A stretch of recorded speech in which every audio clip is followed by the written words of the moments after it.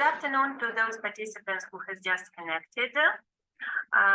We start our next part of the conference, Political and Economic Self-Constitution, Migration and Citizenship Education. I hope that everybody had a good lunch, and now we are ready for fruitful scientific discussions and new ideas for citizenship education considering migration challenges. And our next presentation, and the first presentation in this session, is Intervention in Psychological Crisis by Stamatina, Douki, University of West Attica, Greece, and Stylianos, Ioannis, Tzagkarakis, I'm sorry again, from University of Crete, Greece. I think I need to make somebody. Hello. So I will do the presentation. Stamatina is also here, I think. And you are already. I need to make you co-host.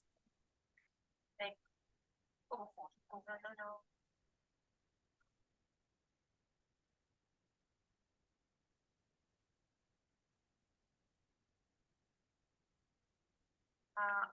Can you share your screen now? Let me try.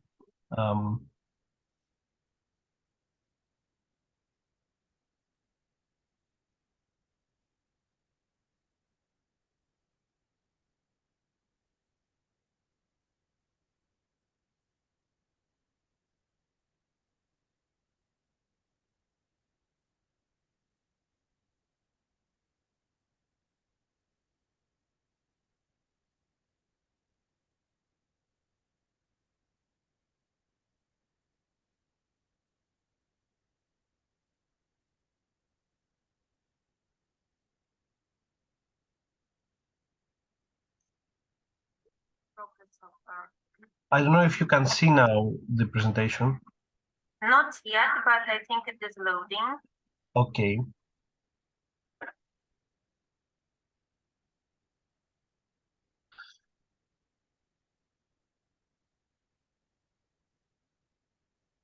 We see that you are sharing a screen, but we don't see presentation so far. Oh, we see presentation. You see the presentation. Okay.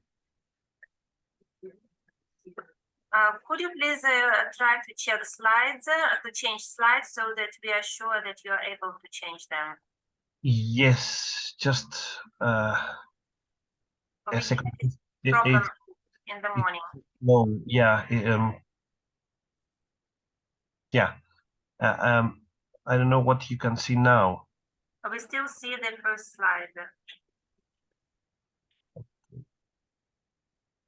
Now, yes, we see introduction. It is just mentioned with a slight delay.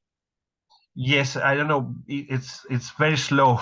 Maybe it's my computer problem. And now we started to see your emails. Yeah. No. Yeah. This is the correct. Yes. Okay. So shall I begin? Yes, please. So thank you very much. So this presentation, along with my colleague Stamatina Douki, who is more expert on these psychological issues, I think that it is also connected with the previous discussion about the crisis. Although this is about the intervention in the psychological crisis, I could say that during the last decade we are living in a perma-crisis era. So this also has a psychological impact, and especially this impact is higher for the vulnerable groups and affects more these groups. And in this category, also we can say that immigrants are involved. So to begin with, we could say that the conceptual definition of crisis varies and is differentiated according to the context in which it occurs. So the term crisis is used to express the notion of the loss of the normal foundations or limits of everyday individual and social life. And according to research studies, the most important cause of crisis triggering is a stressful, dangerous event. So the individual's perception and subjective interpretation of this event is of great importance. The crisis situation is characterized by stress, upset, tension, sluggishness, and generally a psycho-emotional imbalance in finding a strategy to solve the problem, and then calmness ensues. People entering a crisis situation perceive the triggering factor as an event that has significantly changed their life. In the Chinese language, there is no symbol corresponding to the Greek word crisis. However, it is symbolized by two ideograms representing the words danger and opportunity. So we can say that crisis has a dual meaning. It is a danger as it can lead the individual to serious pathology, but also an opportunity because the pain it brings about pushes the individual to seek help or even to change. If the person sees the opportunity, the intervention can help by laying the foundations for personal development. However, the individual fails to find relief. If the individual fails to find relief, then the crisis can cause serious emotional, behavioral, and cognitive dysfunction. So the transformation of the crisis into chronic, long-term, and suffocating situation depends on how it is managed. Crisis could be divided into occasional, which are rare, unusual events which the person cannot foresee and cannot control. And examples are a terrorist attack, car accident, loss of job, sadness, sudden illness, or death, etc. There could be a developmental crisis, so there are events that change or alter the human development process and evolution, and they produce pathological reactions. This could be, for example, reaction to the birth of a child, graduation from university, midlife career change, retirement, etc. Although developmental crises are considered normal, the way they are managed differs between individuals. The crisis could be also existential, which are the events that lead to internal conflicts and anxieties, the result of important human issues such as goals, responsibility, independence, commitments, some milestones, etc. They could be also environmental, so they are events which occur because of natural or man-made disasters, with adverse consequences for the individual or a group of individuals. This could be hurricanes, floods, volcanic eruptions, earthquakes, fires, pandemics, wars, migration crisis, economic crisis.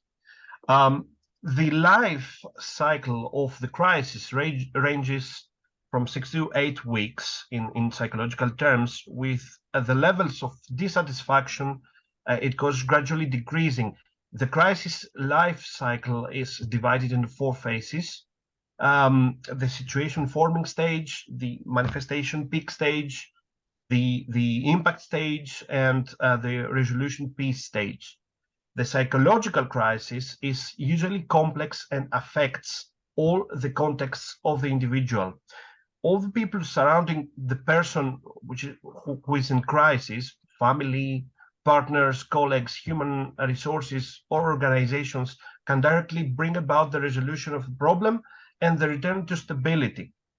Possible reactions that individuals may experience in the period following the crisis could include the increased fear and anxiety, reduced performance in everyday life, poor concentration, increased aggressive behavior, reduced tolerance, irritability, emotional difficulties, or depressive symptoms.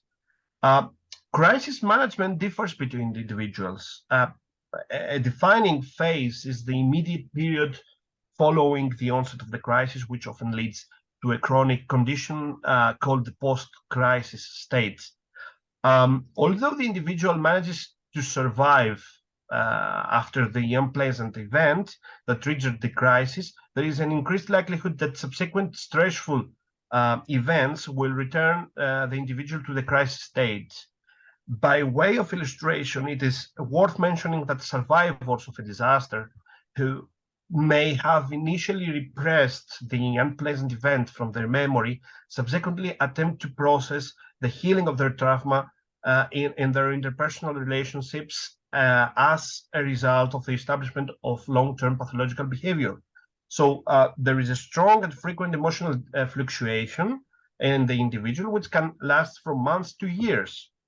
So crisis management involves a set of preventive intervention and restraint actions carried out either before the traumatic event occurs, during or after the traumatic event by individuals or a group of individuals in order to try to mitigate the adverse events.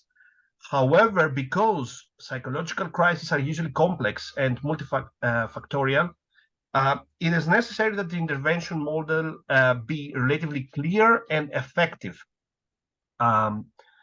So there are 6 important steps that can be used in the intervention model as a key axis. Step 1 is defining the problem. So in this step, we first try to understand the problem from the perspective of the affected person in order to define appropriate and individualized coping strategies. The second step is about ensuring safety. So in this phase, the safety of the person in crisis is defined as the minimization of physical and psychological risk to self and others, which is of paramount importance for the intervention process to proceed. And the third step is providing support. So the person in crisis is provided with the assurance that he or she is genuinely accepted, valued, and cared for without an expectation of reciprocation. And the fourth step is the examination of alternatives. So in this stage, appropriate alternatives are provided, focused on reality and not too many in number to avoid confusing the person in crisis. So the alternatives include the environmental support systems, people known from the present or the past who may care about what is happening to the person in crisis.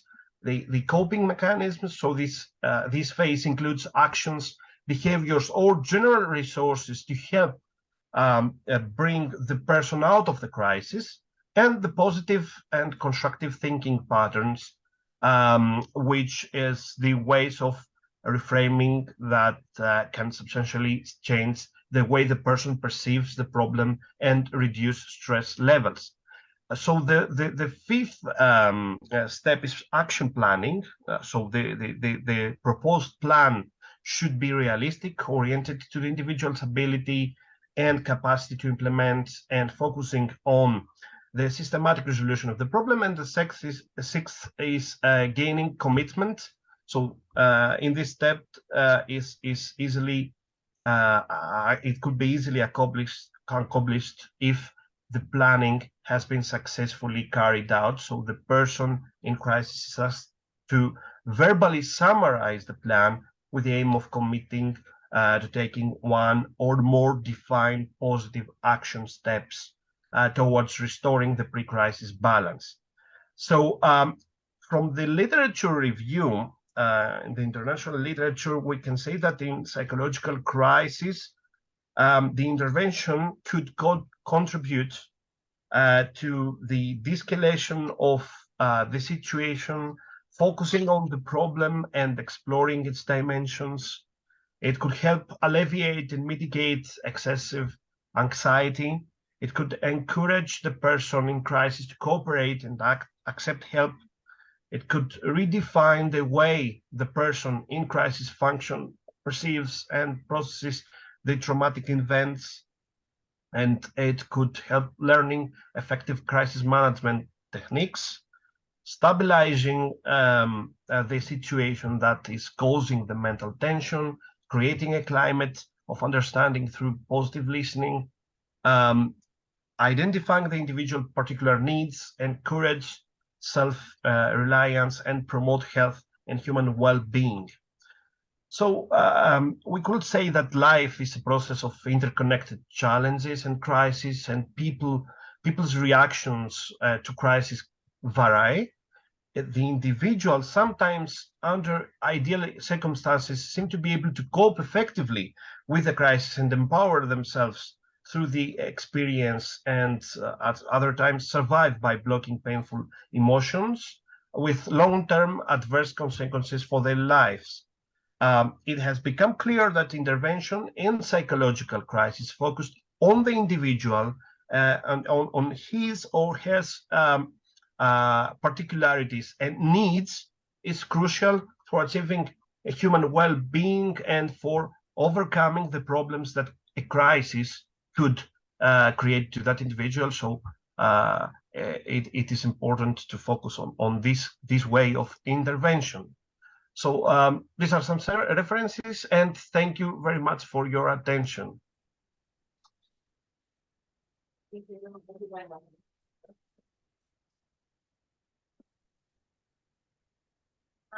you a lot for your presentation, and I'm glad that you were the first to present, because now, as we have already mentioned in the end of the previous session, that humanity lives in a condition of intertwined crises, and it is not going to finish during our life for sure. I can't see the person who I wanted to invite. So according to the program, the next presentation will be delivered by Aleksandar Janković. His course, Duško, Trninić. I'm not sure if I pronounced it correctly. University of Banja Luka from Bosnia and Herzegovina. The presentation will be more economic. It is income, behavior patterns, and attitudes of the spouses, partners in families with 4 or more children. Aleksandar, please, you can start. I should make you co-host.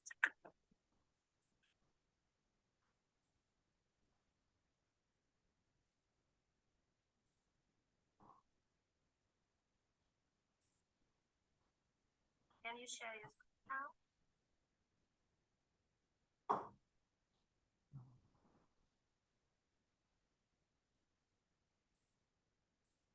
Is it correct now? Not yet, we can't see your screen. And now?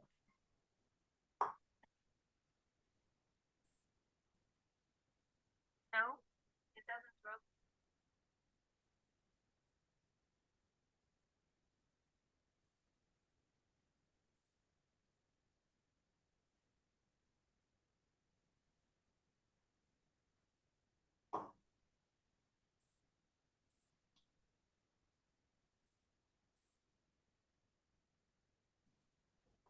Yes, we can see your presentation now. Could you please try to change slides so that we are sure that this function works?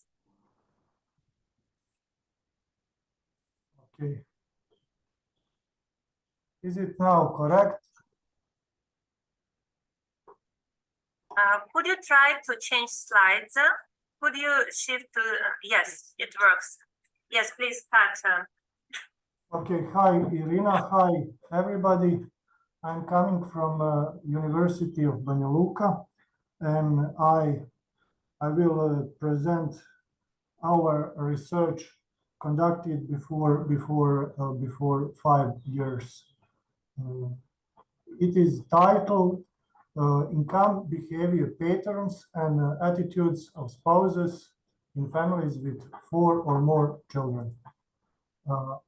I will touch five points in this presentation: objectives of research data, theoretical background, method, and finally results of research. Main objective of our research was to explain relationship between different aspects of poverty in multi-member families. First, it is structural aspects, low income, high rate of unemployment, especially women, and a low level of education of spouses. Second is specific behavior patterns. We assume that we have a strong division into male and female roles within households and household chores, and taking care about children. And third, we want to talk about prevalence of traditional family values in spouses. In Republic of Srpska, we have a very small number of multi-member families. It is officially data about 1 or 2% of whole households in Republic of Srpska. Research was conducted, I said it, from July 2017 to February 2018. And our analysis included sample included 120 multi-member families. There are all families we could find it on the terrain in Douki municipality, which 110 are two parents and 10 families are single parents families. The total number of children in all households is in average 4.5 children per one family. In theoretical background, we used to explore resource theory. We assume that relations between spouses or partners are based on individual resource, such income, employment, education level, or maybe free time available, that bring power to each person in a family. We deal with relations between spouses in two aspects. One aspect is the division of household chores, and second is children care activities between spouses. The negotiation process dominantly depends of amount of resources available to each individual. That's our main assumption. And we use the notion of patriarchate to explain strict division of male and female roles in multi-member families. In every family, we consider men as breadwinners, only except in a situation where he is unemployed and wives are employed. We use independent variables: gender, employment status, education level, income, and compose the one income index with 17 sources of incomes, from regular employment, from additional work, farming, planting, social state support, and so on. Household chores are operationalized as 7 activities: cooking, dishes washing, clothes washing, cleaning, ironing, tidying children's room, and daily shopping. And the childcare activities are operationalized as taking children to school or kindergarten, helping them in teaching, going on school meetings, taking children to sport or some similar activities, taking them to the doctor, taking out the documents that children need. And finally, we have got results. We have see indicators of poverty on structural aspects. Very low education level of spouses. 3% have not any formal education. 3% of spouses observed together. Almost 40% have completed elementary school. 25% have completed 3-year secondary school. 17% have completed 4-year secondary school, and only 6 completed university degree or higher doctor's degree, and so on. Unemployment rate is second point of poverty. Above 80% of wives are unemployed, and above 40% of husbands. It comes third point of poverty. It is very low in compared with average households income in Republic of Srpska in the moment of data collecting. Incomes reach only 38% of monthly income. 4-member families with 2 average salaries in Republic Srpska in urban areas, and 30% in rural areas. On this page, we can see strongly asymmetry in dividing household chores.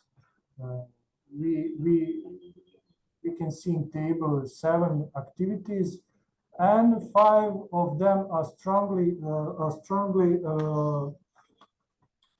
female activities. Almost all heavy duties are women's activities, and men's are included only in 1 activities in daily shopping. It is 1 relaxed activities, and not so hard like feminine activities.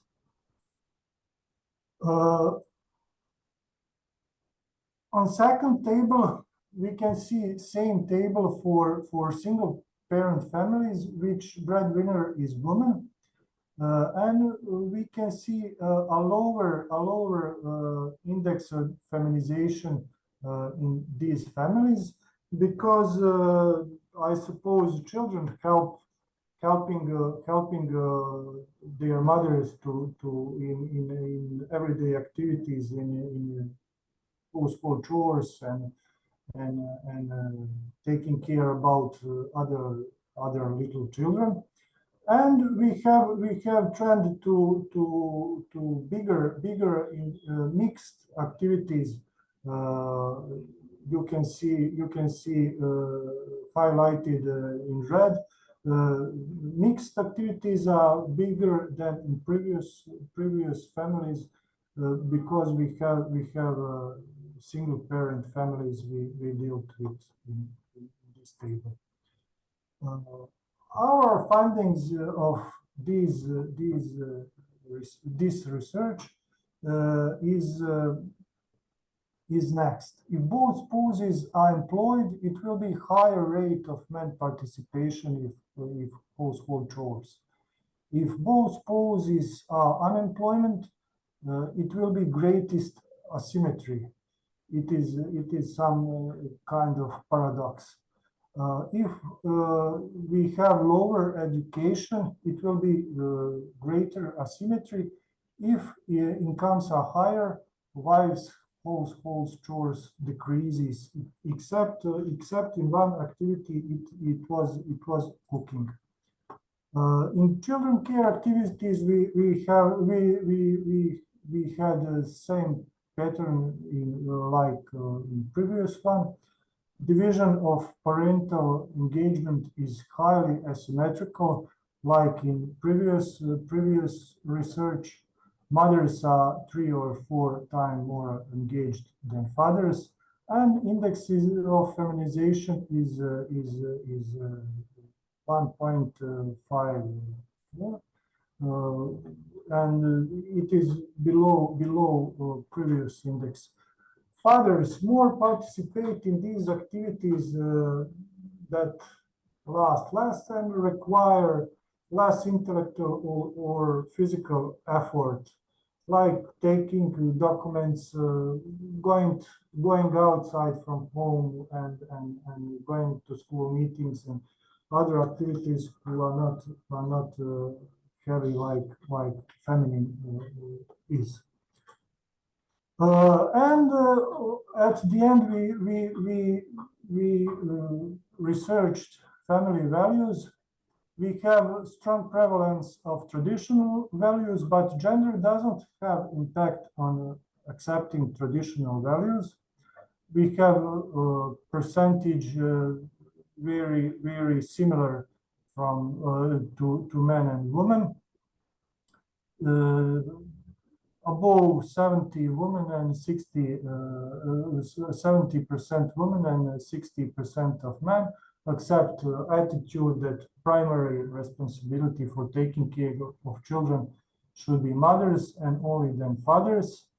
Almost same percent for attitude. Most household chores are by their nature better suited to women. And finally, on the third attitude, we have about 60% women and 70% men who accept position. Men are more inclined toward public activities, while women are more inclined toward private activities. And we have results that education level have impact on accepting traditional values. We can see Kramer's coefficients are not higher, but we can say moderate for these three attitudes. And income have impact on accepting traditional values. Also, we have moderate Kramer's where coefficients. It was the end. Thank you for your attention and your time. Thank you for your presentation, Aleksandar. It was interesting to know what is going on in Bosnia and Herzegovina. We will have discussion after presentations. Could you stop sharing your screen? Yeah. We will discuss these gender roles as well, I hope. Before asking the next presenter, who will be Anastasiia Shevchenko, I know that she has flight, and just before having flight, she agreed to make presentation. And probably after Anastasiia Shevchenko makes her presentation, I will ask Andrea Giacomosi, who managed to turn on camera. After Anastasia's presentation, I will ask Andrea to say something, as she and her team contributed a lot into organization of this conference. So for now, I ask Anastasiia to start sharing her presentation, and Anastasiia is going to present quite uncommon topic for citizenship education and uncommon research approach, which is more historical, but it is also connected to families and to transformations. So her presentation will be social transformations in Ukrainian priestly families of the late 19th, first quarter of 20th century. Case study the Noshkevychs family. Anastasiia Shevchenko now works also at the University of Lausanne in Switzerland. But originally she is from Ukraine. She went to Switzerland because of the war. Anastasiia, you are welcome to start sharing your screen. Hello, everyone. My speech will be about history, so I hope you hear me very well. I'm sorry if internet connection is not so good. I'm sorry. You just tell me if you have some problem with sound and or show me. Anastasiia, do you have PowerPoint presentation? No. Oh, okay. It's about history, so I haven't a lot of yes. I will try to talk fast. So if you have some question after my speech, just ask. So at first, I want to say thank to all organizers for this opportunity to speak here, and especially thank you to my colleague from University of Lausanne, Irina, that she invited me. So social transformation in Ukrainian priestly families of the late 19th century, first quarter 20th century. Co-study the Noshkevychs family. So the creation of a collective family biography, the reconstruction of the social environment and historical context that influenced the formation of social and cultural family tradition provide an opportunity to explore different social challenge on the real microexample of one family. The Noshkevychs, who they were. Noshkevychs family was the Orthodox clergy family, priest family.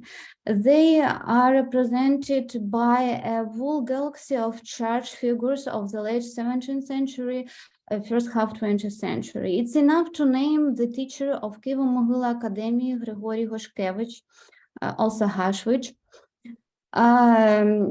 Also missionary diplomat Josip Noshkevychs, who was first consul of Russian Empire in Japan.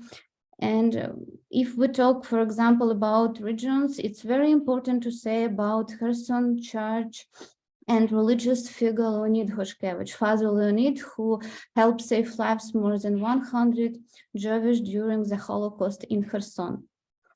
So what we have one family. Before second half of 19th century, it was priest family. All representatives were priests. But within the modernization process of the end of the 19th century, the beginning of the 20th century, as a result of social professional transformation and crisis phenomena of the post-reform era, also revolutionary breakdown and growth of the social crisis in general in Russian Empire at the beginning of the 20th century were manifested in the polarization of political views, professional and life strategies, even in the section of individual families. According to the social status of representatives of the Noshkevychs family of this period can be conditionally divided into 4 categories: priests, officials, officers, and scientists, intellectuals. So the transformation of priestly families in secular ones in the middle of the 19th century was a mass phenomenon. In addition, the research of those social processes in the context of the study of new family history remains in the shadow of modern science. Modern science. Historical studies are usually focused on the study of the role of the clergy as part of the general history of the Orthodox Church in Ukraine. Its culture, economical, and legal status. I will not dwell on the details because I do not have much time, but I will tell you about the reason why Noshkevychs family, priestly dynasty was transformed into the secular one. So first reason is the social reason. Until that time, the church in Ukraine, what was of course including Russian Empire, was actually the cultural and educational center of the state. In the 18th century, even economically independent. It's very important. The priest was a respected person in the community. Performing the role of the teacher or even enlightener and some extent administrator. But as a result of the empirical policy which wanted to make the Orthodox Church a dependent part of the state apparatus, the rights of the clergy were limited. Being a priest became not prestigious. Some priests, due to poverty, resort to drunkenness and theft of church property. As a result, mistrust of them only grow every year. All this influence transformation in the second half of 19th century of once respected professional priest in the cliché pope. In addition to social crisis, the clergy is also losing its status as a financial secure stratum of society. So the second reason is economical problem. The inability of part of the clergy to provide for themselves and usually their very large families became the cause of the ideological disappointment of the children of the priest's family in the canonical Russian Orthodox Church. This crisis process became to the reason for the search for new professional paths and self-realization opportunities for the children of the priesthood in the modern age. At the same time, the end of the 19th century became a turning point in the history of Ukraine as a result of the reforms of the 1816s, the process of dynamic industrialization of the industrial and agriculture sector finally began in the Russian Empire. The development of transport network of the empire, the development of mineral deposits, and the development of the market relationship based on the private property and free competition laid the foundation for large-scale social changes. Firstly, of course, its peasantry lost its non-economic status. This expanded the labor market and created appropriate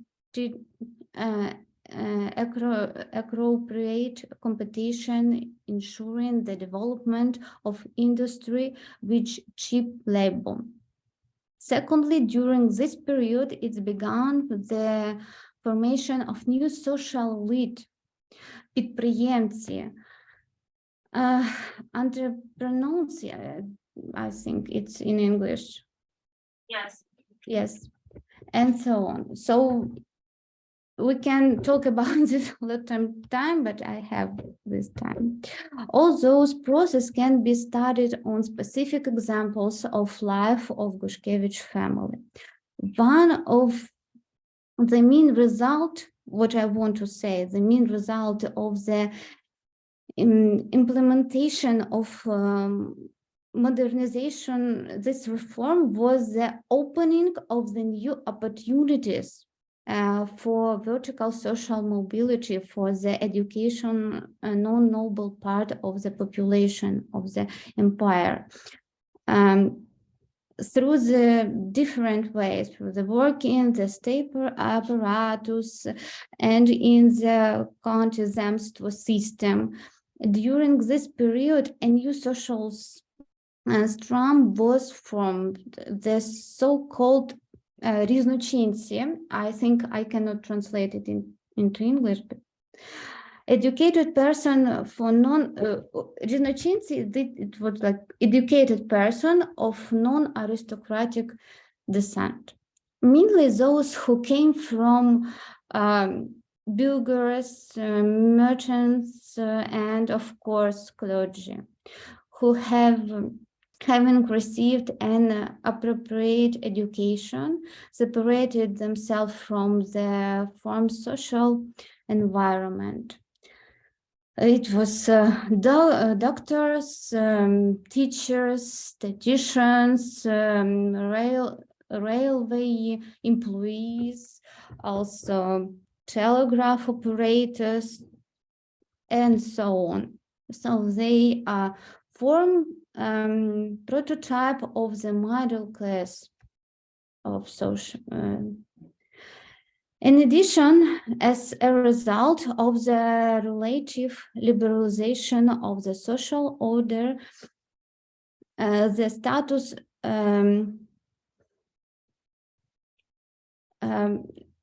so children of priests, they can opportunity to get another work, because before it was very big problem.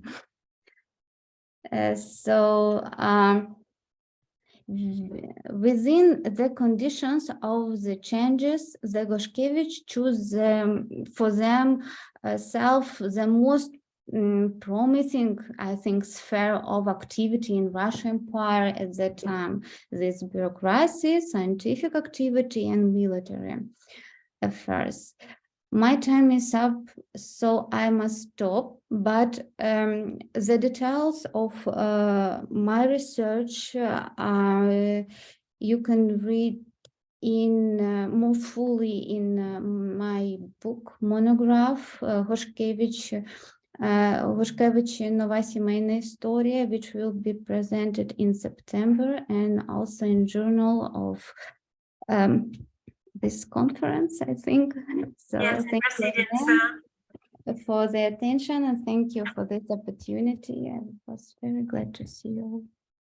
Thank you for your approach of transformation of families, from which shows us a historical approach to citizenship education, and also narrowing to the case of particular family in conditions of definite social and historical life. Adrian,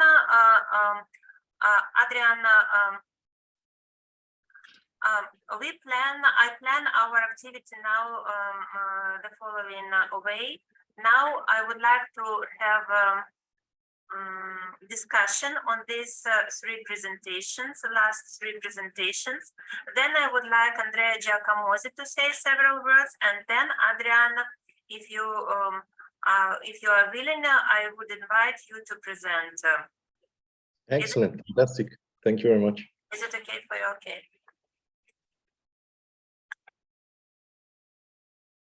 So now I would like to open discussion of the last three presentations on crisis, intervention in psychological crisis,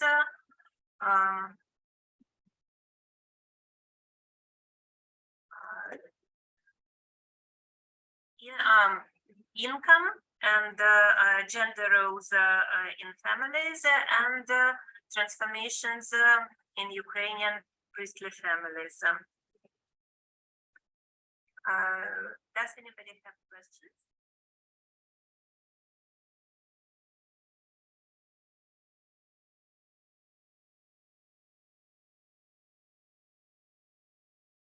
Yes.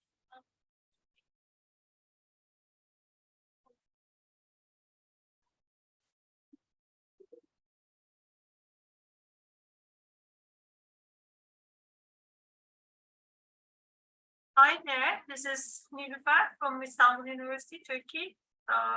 Thank you very much for all the informative papers. I'd like to say something about risk and how we evaluate the risk, because we usually take the risk in person or as a group or a family or in a kind of a community. That community could be called sometimes refugees or sometimes nations, etc., or regional people. So, depending upon the last earthquake in Turkey, I would like to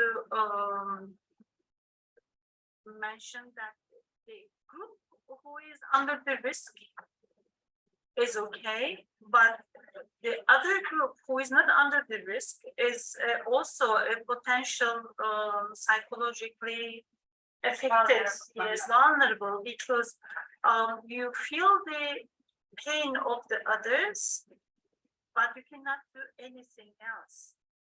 I mean, you are not in a risky situation, but you know what the risk is for the others. And knowing all this and not being able to act appropriately or in time puts a very important, a huge impact on people.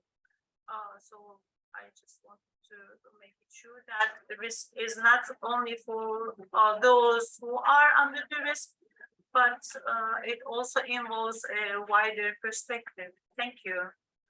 And if you just elaborate this in your perspective, I would be very happy. Thank you.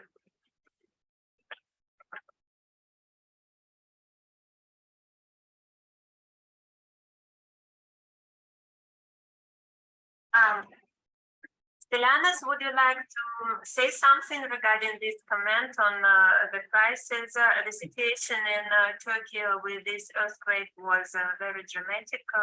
I have obtained different information, and sometimes the information was very political and critical.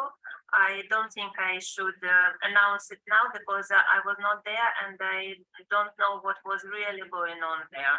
But it was obvious that there were vulnerable population in Turkey, and it was difficult for these people to obtain help, to obtain support. Yes, well, first of all, I would like to thank you very much for this question, and it was really to the point. Of course, when we are discussing about the risks, about problems, about all of these issues, we have to bear in mind that there are the vulnerable population, which these populations are affected more or first, let's say, but anyone could be at risk.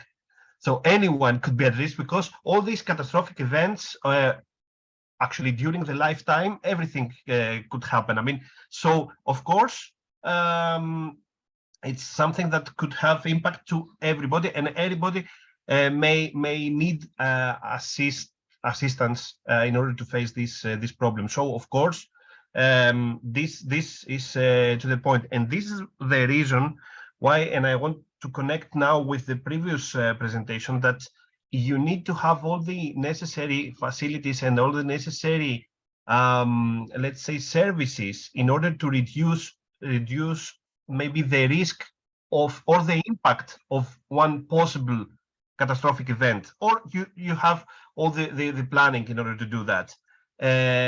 So of course it could happen to anyone, but we should bear in mind that the most vulnerable population are the most impacted population. For example, you have a risk which is created by an environmental disaster. An earthquake is something like that. It could be flooding, whatever. So then the populations, we have seen that from the data, which are more affected are the most vulnerable. So these populations need assistance. So of course, anyone could need assistance. Okay. Of course, anyone could be at risk. But the first impact is on them. That's why the COVID, for example, the pandemic had more impact on the most vulnerable, and also some catastrophic events. For example, an earthquake could have more impact to the people who are maybe more poor and their houses are not so well constructed, etc. Yes, thank you. And that is one more challenges which humanity is going to face, to encounter in the upcoming years, which can be caused by global warming. It will be, I suspect, not only me, but probably we are going to have more such horrible earthquakes and also floodings. And just to add something on what exactly you are saying now, global warming, we will have more immigrants, more flows of immigrants because of the global warming. So this is also a catastrophic event, which has also the impact on the psychology of the people who leave their houses, their places, etc., and several other consequences. But exactly these will create more immigrants, actually immigrants, refugees. I don't know. There is not all something which could say that these people are refugees if they cannot live in their houses, because in their places, because of catastrophic environmental events. Yes. And from what we have just discussed, who are refugees? We got used to put refugees in the box of those who were running, fleeing from the war or fleeing from such conditions like in Mexico. They are forced migrants, but also refugees. And now we are probably we will have more people running from environmental disasters.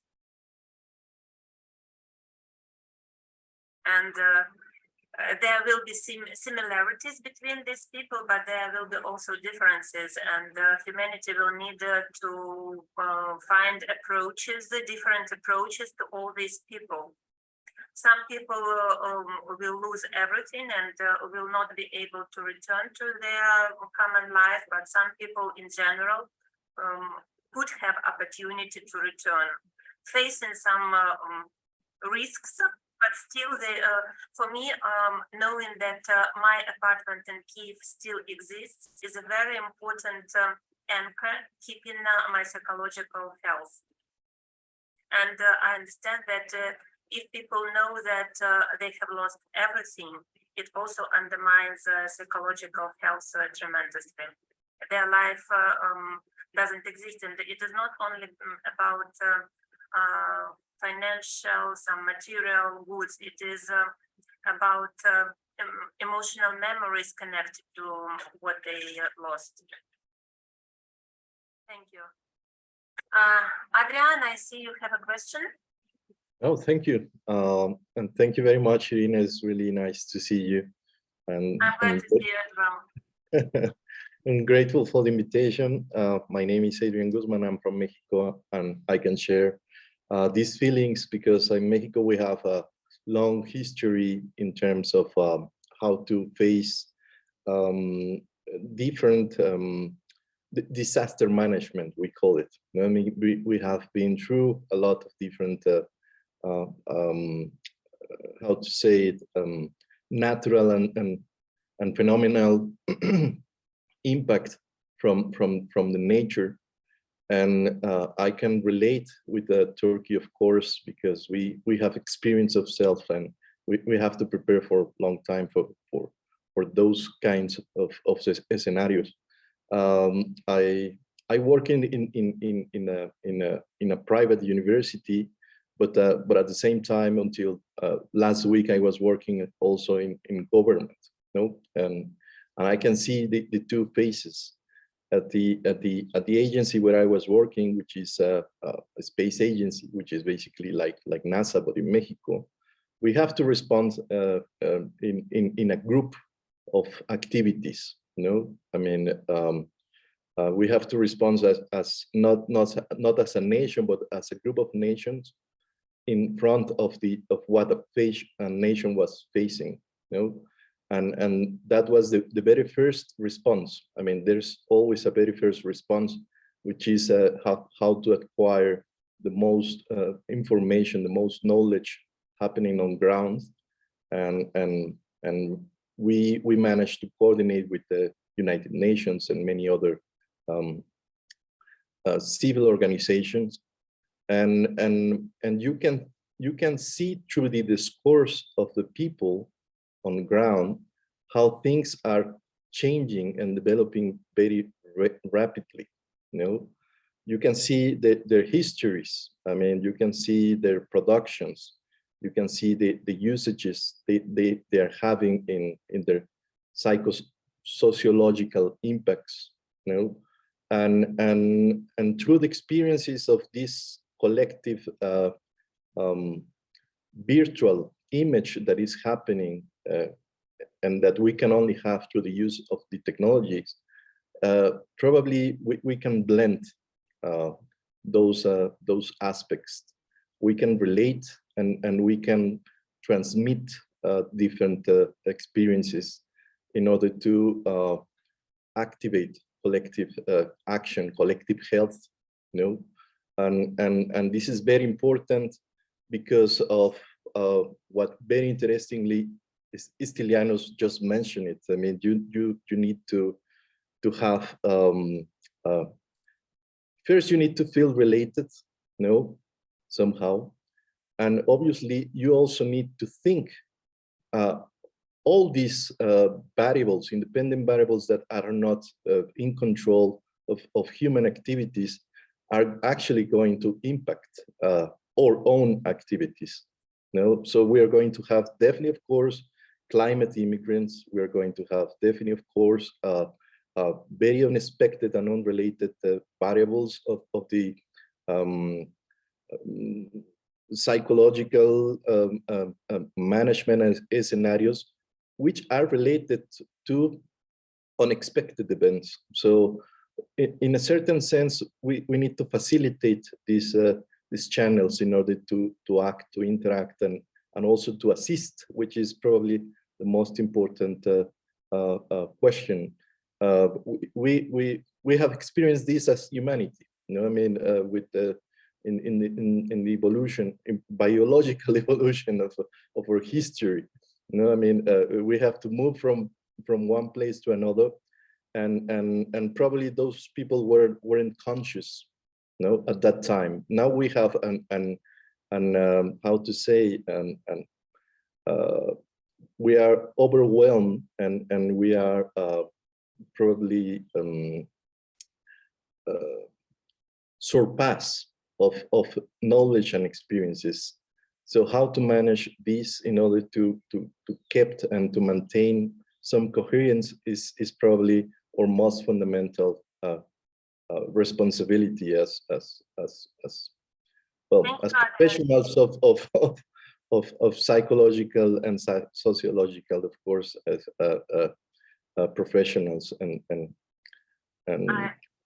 yes, thank you, Adrian, for sharing your opinion. It is very important and precious to hear a scientist from Mexico. It doesn't happen often. And we are happy to have you here and also to have you among co-organizers starting from this year. Thank you very much.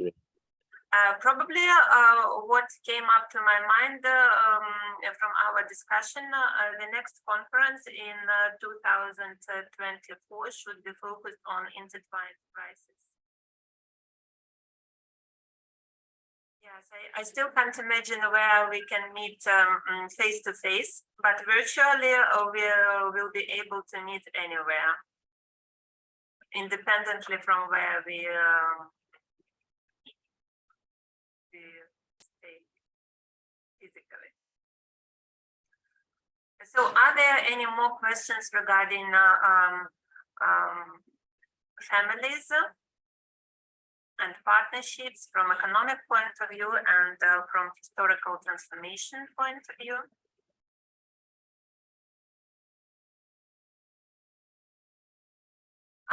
If there are no questions regarding the last three presentations, I would like to ask for some short speech from Andrea Giacomosi, who with her team contributed a lot in the organization of this conference. Andrea Giacomosi is professor from Federal University of Santa Catarina in Florianopolis, Brazil. Thank you, Elena. I will be very, very brief. Good morning, everyone. It's here in Brazil. It's morning now. I only entered now because it's morning now. So thank you all for your participation or your interest in this event. This is a very important event to me, and also because it involves the effort of people of all over the world to discuss this very relevant issue. So it's very good to see you, and I wish you all a good event. Thank you for being here. Thank you, Andrea, for connecting. I hope you will stay with us for a while and participate in discussions. And I would like to invite next presentation from Adrian Guzman. Adrian, I'm still connected. Yes, I'm here. Let me share my screen. Adrian Guzman is professor from Anáhuac University in Mexico, and his presentation is about quite a sharp issue. Is Mexico black and white? The deadly fire in a migrant detention center in Ciudad Juárez. I'm not sure about the first. Juárez City is. All right. I should make you co-host now. Mm-hmm.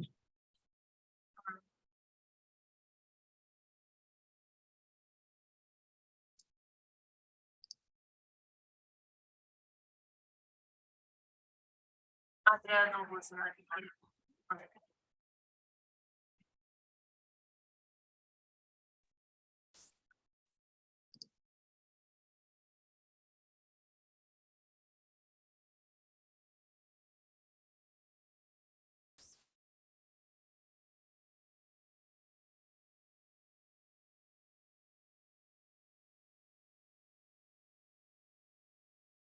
You can be able now to share your screen. Excellent.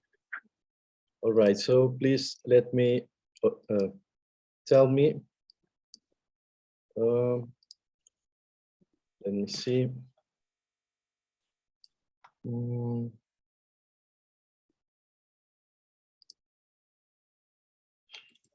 I think I'm going to have to restart Zoom.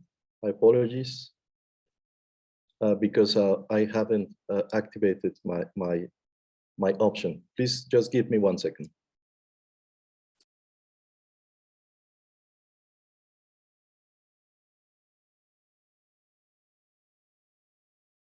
Sometimes such issues happen during hybrid format of conferences and during online conferences. We all are familiar to them. during pandemics, COVID-19 pandemics, we got used to meet online.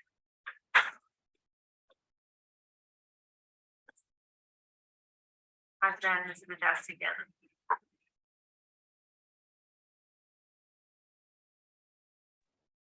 Apologies for that technical glitch. Let me see if now I can share my screen.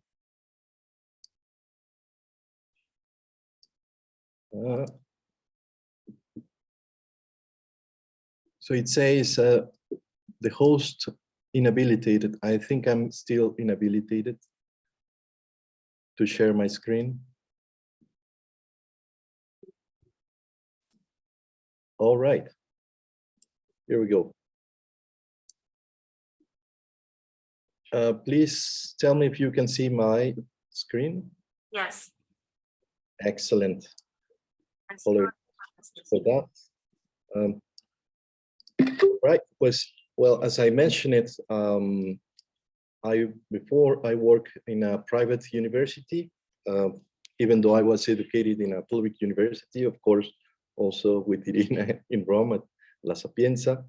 And the subject I want to touch in a very, how to say, a surface is quite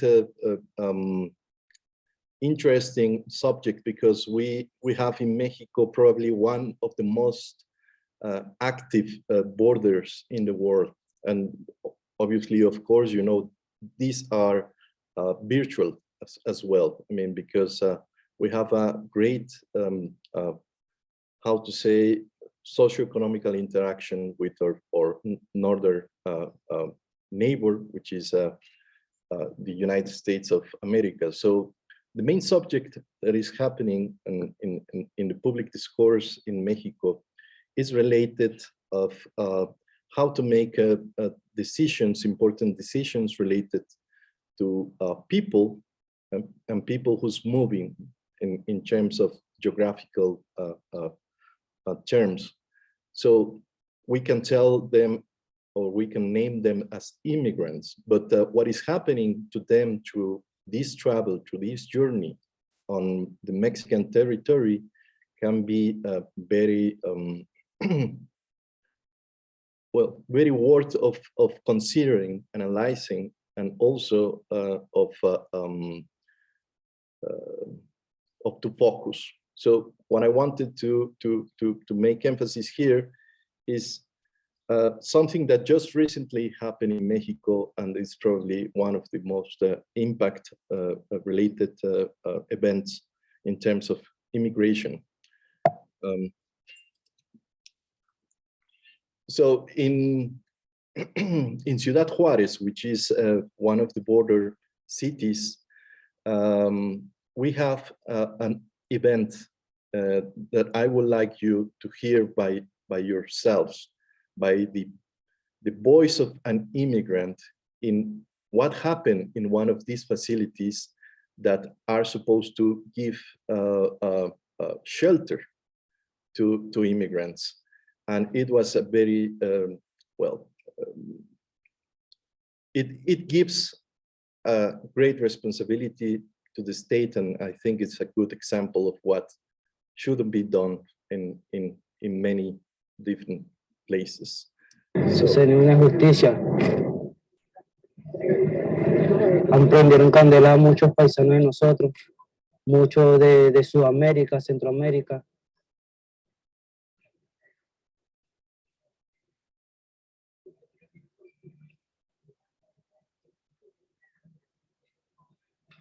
Que no nos dan información de dónde están nuestros familiares, no nos dejan ni saber ni dónde están los muertos, no nos dejan nada. Desde que salimos de nuestro país pasamos por varias situaciones, o sea, ya queremos mejor calidad de vida. Nos roban, secuestros, violaciones, entonces vamos a permitir también que nos quemen vivos.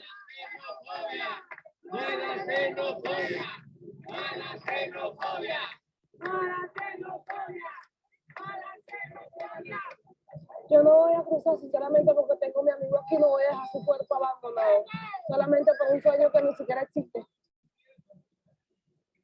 si es que está en un hospital o está ahí, están viendo a ver si está en la muerte, está muerto o está en un hospital. Como hoy tengo la situación de 3 días buscando a mi hermano, no lo consigo. ¿A dónde? He ido a los hospitales, no me dan respuesta. Terrible, así como ando yo, hay muchas personas que también andan buscando a sus familiares.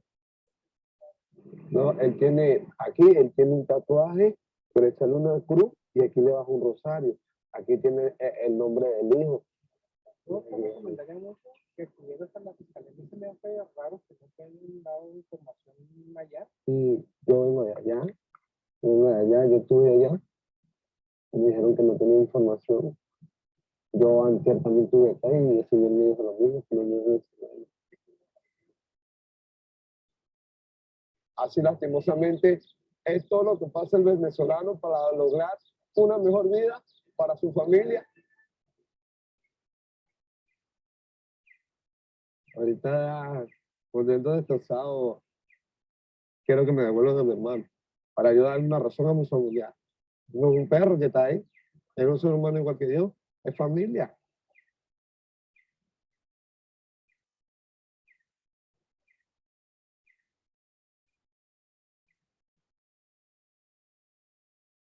So first, I would like to apologize because these are the example of what shouldn't happen anywhere in the world. And this is very struggling, and let me give you some context. The refugee shelters in the border, at least in the Mexico side, which is by de facto acting as a third country in terms of immigration in this related process that we have with the United States, are not actually refugee shelters. They are becoming on detention facilities, which is definitely something that should be done.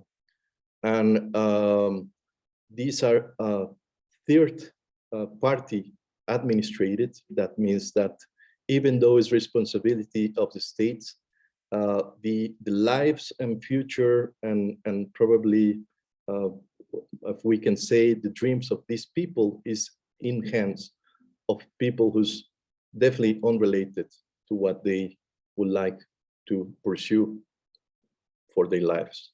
So what happened in this place was that a deadly fire actually took place, and the person in the detention facilities, they just leave and leave the people locked on their cells, because those were what they were, to probably just die. So this is something that is definitely a violation of many of the human rights that we can consider.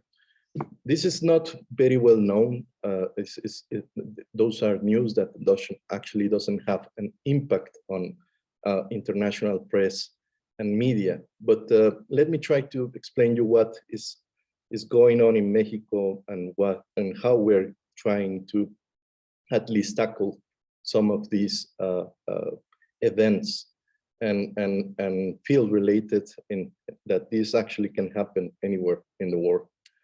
So the deadly fire in this immigrant detention center in Ciudad Juárez, which is a border city, took place on the 25th of August, lifting, at least of what we can know, or we should know, 39 people died. Dozens more people actually were injured. This tragedy brought the attention of what is the situation and how dire is the situation in these immigrant detention centers, because those are what they are not shelter facilities. And the need for a comprehensive immigration reform that actually can be an example for many other places in the world. This addresses a root of the causes of migration and hopefully can provide us a path for citizenships for undocumented immigrants in any transit state, which is something that we should advise. You know, I mean, Mexico is by de facto a third country host, but that doesn't mean that we shouldn't provide at least the minimum guarantees for persons actually moving and being in transit. So what's happening? The Biden administration with Mexico in an agreement defined Mexico as a third country in this migration policy. That means that if you are going to ask for guarantees, or you are going to apply as a refugee in your ending country as a transit, you should wait in at least the first safe country, which will be Mexico. So the Biden administration immigration policy has been actually under scrutiny since it took office in 2021, because one of the key policies is actually to define Mexico as the safest country before joining the US. So how to deter, in a certain sense, immigrants from seeking asylum in the US is actually a discourse in how they are going to seek protection first in the first safe country, as I mentioned it. The policy has been criticized by human rights advocates who argue that this actually violates international law and puts immigrants at risk of violence and exploitation in Mexico. And that's correct. Even if Mexico has social peace in many senses, it doesn't mean that it's a complete safe or secure country for people in transit. Even though if they don't have this citizenship status, but at least something that gives some guarantees in Mexican territory. So the Biden administration has defended this policy, saying that it's necessary to manage the influx of immigrants because we have the most hot and active border actually in the world.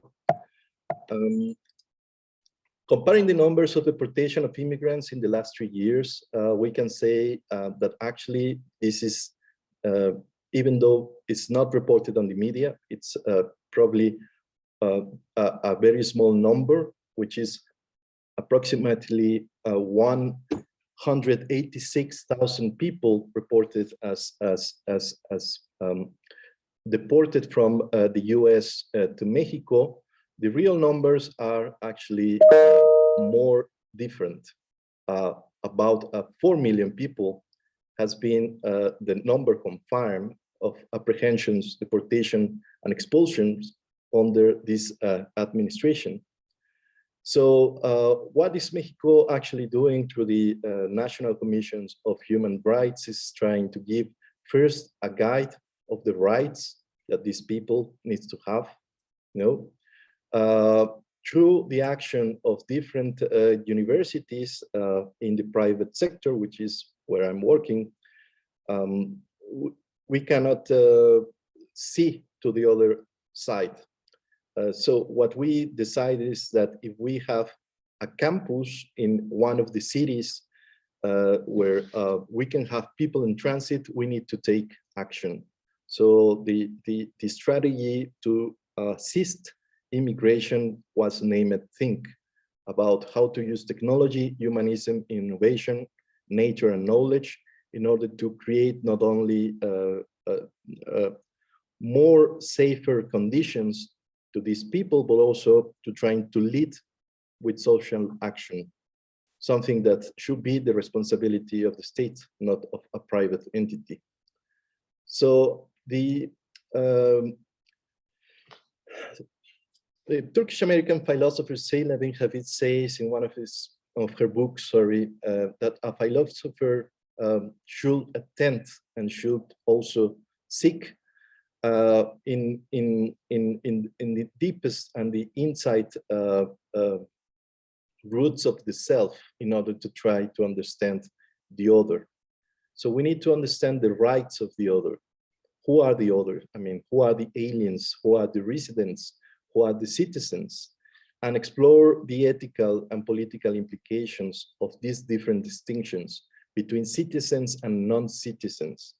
I mean, we cannot say that because one people or one person is actually living or residing in a geographical background or ground, they don't have what a citizen or a non-citizen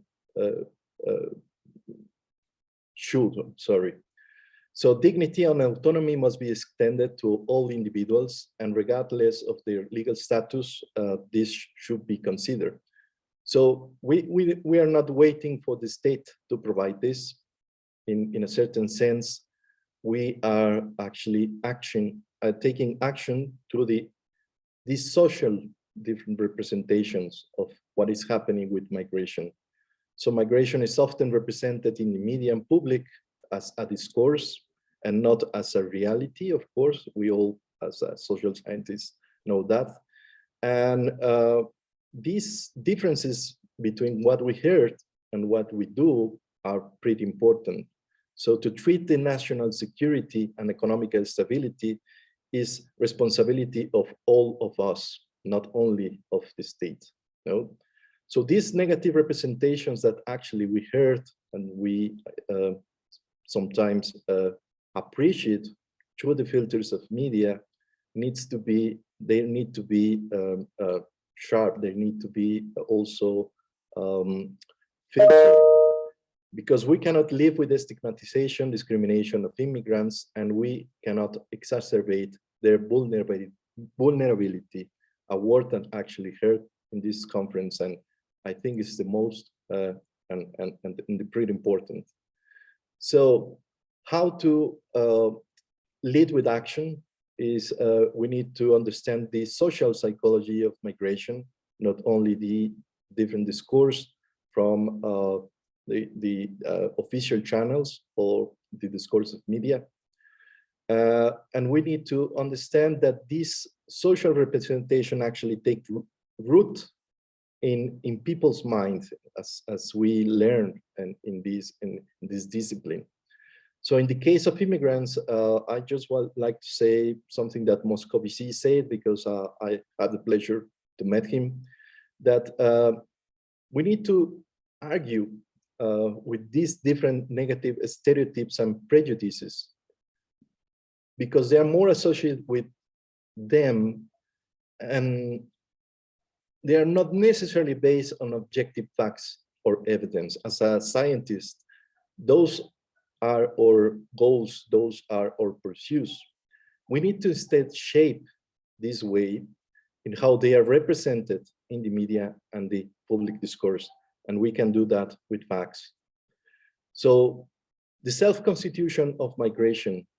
The self-constitution of migration refers to the process in which individuals, communities construct their identity. People in transit is constructing their identity. Many of them can become violent because they are losing their identity. The sense of belonging in this new cultural context needs to provide that. I mean, we cannot see or turn our heads to the other side. We need to lead these feelings of disorientation and alienation. We know that media can focus on stories of immigrants committing crimes or taking jobs away. I have been an immigrant myself, and I can see that this related discourse is not from one single nation, one single ground, no. But what we should do in action is ignoring these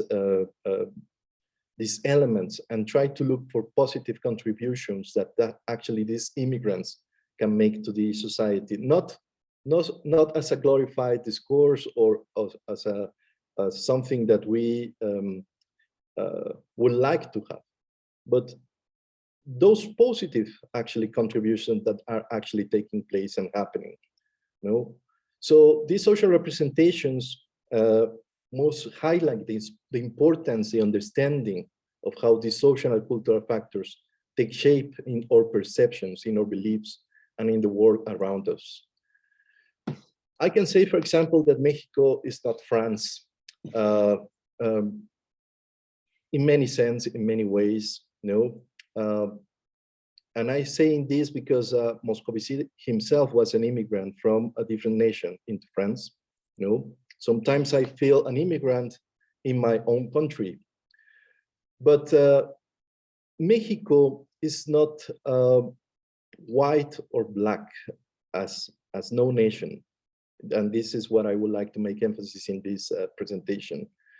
What is happening in Mexico is that the representation of immigration are taking, taking a chance of make Mexico a better land of opportunity. Why we cannot consider a Mexican dream, for example? If people is pursuing an American dream, why we cannot provide that as well? This is Mexico. This is Mexico City, the place where I live. As you can see, it's a nice, developed city. These are the universities. These are the facilities. They look like pretty much a world-class university anywhere in the world.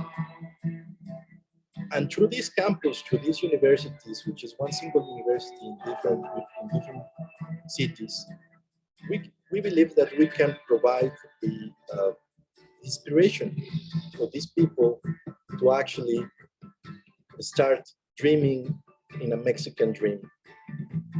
I mean, to provide Mexico as a ground for their aspirations. So Anáhuac, which is my university, its name, it's from Anáhuac, which is a language. We have at least 40 different languages in Mexican territory. We are, after China, the second country with most languages in the world. Anáhuac means the valley surrounded by water.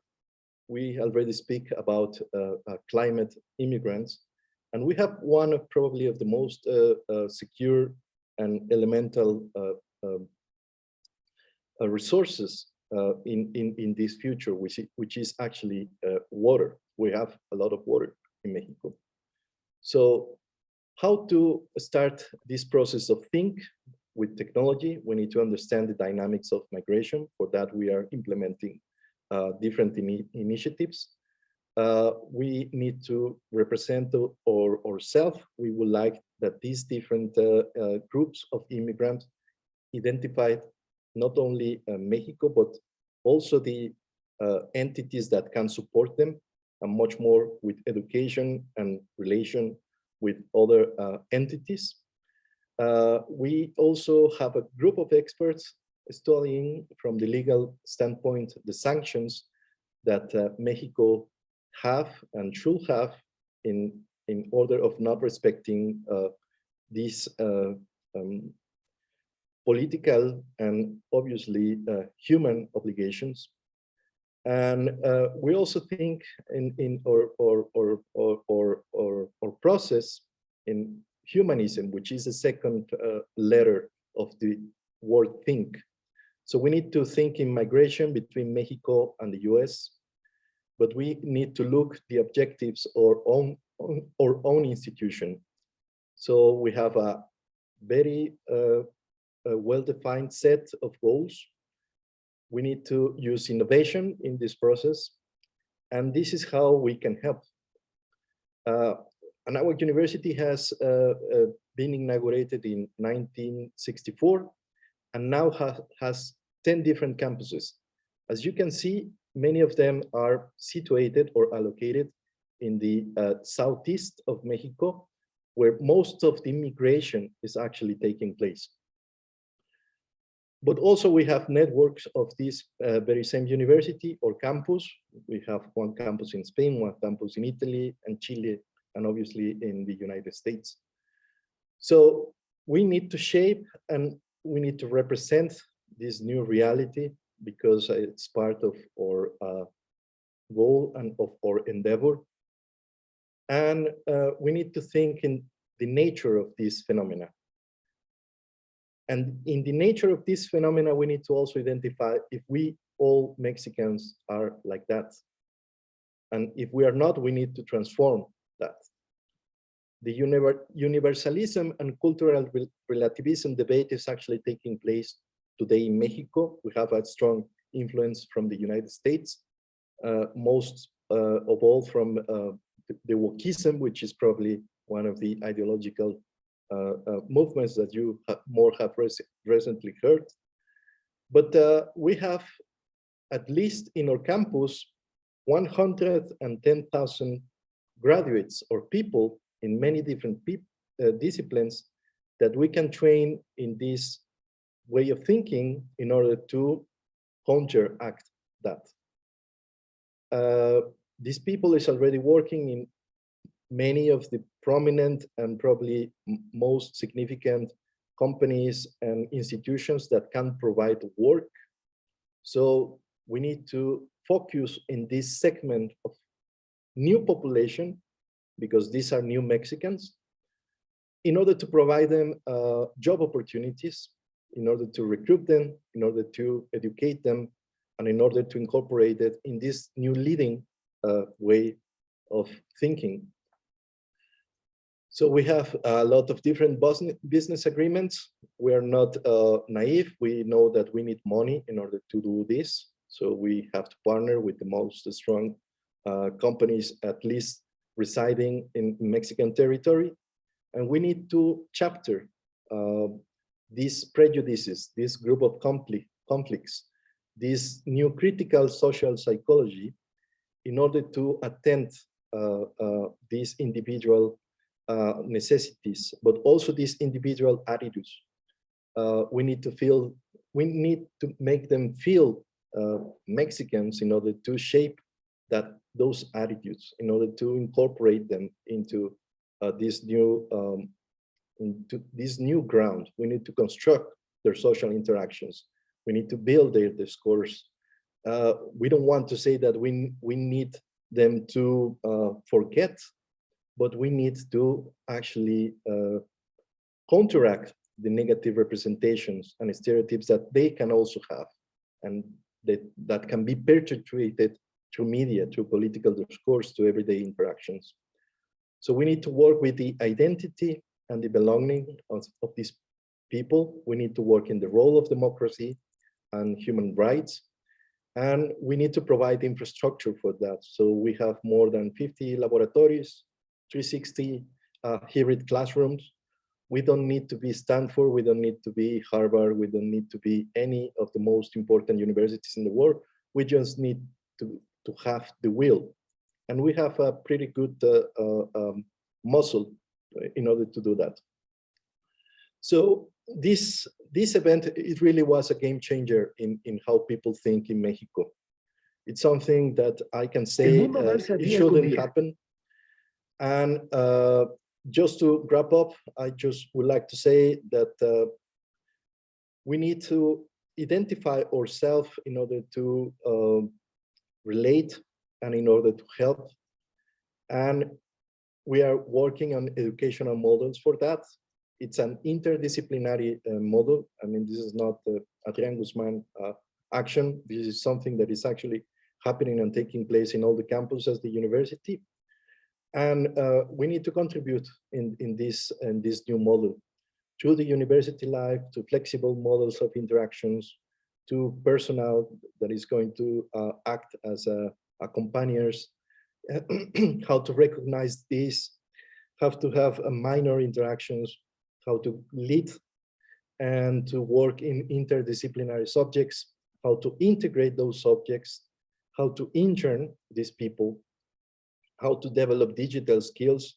We are seeing that we can provide services and products and goods to other nations, even though if they are allocated in Mexican ground, how to work with languages and how to work in these different disciplines. So the conclusions of what we would like to have as a legacy is how we can self-categorize.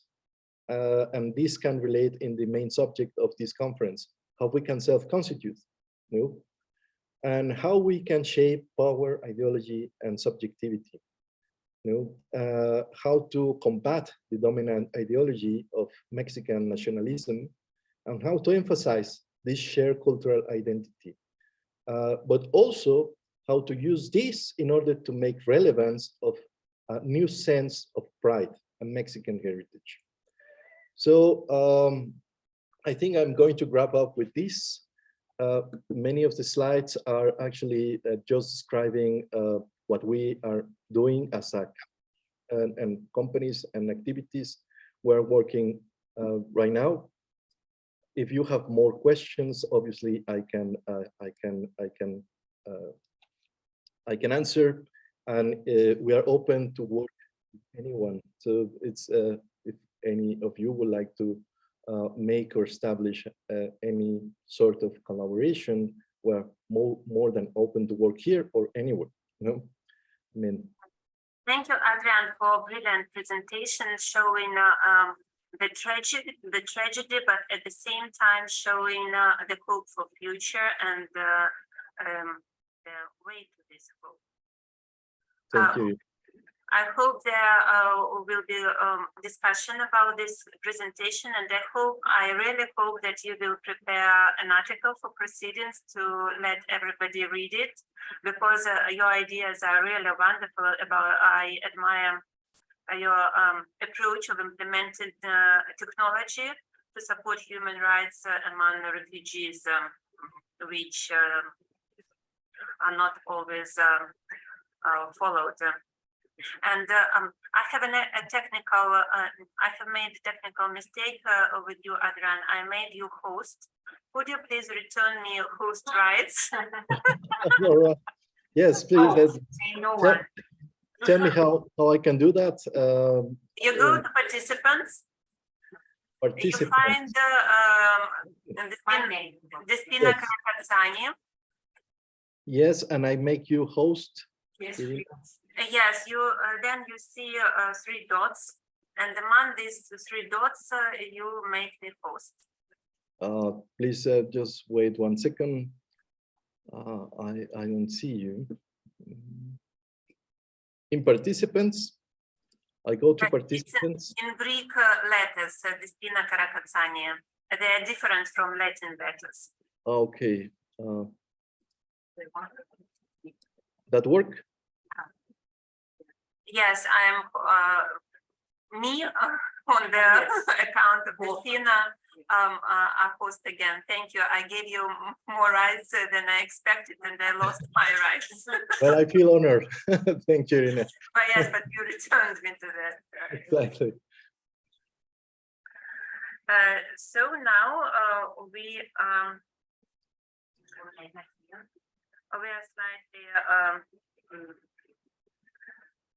slightly shifted from the schedule. I would like to ask from those participants who are present.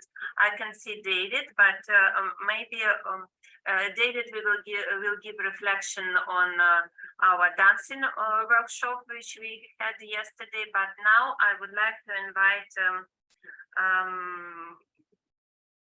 somebody who intends to present according to the program. Do we have somebody else from Greece who intends to present? This Ioannis.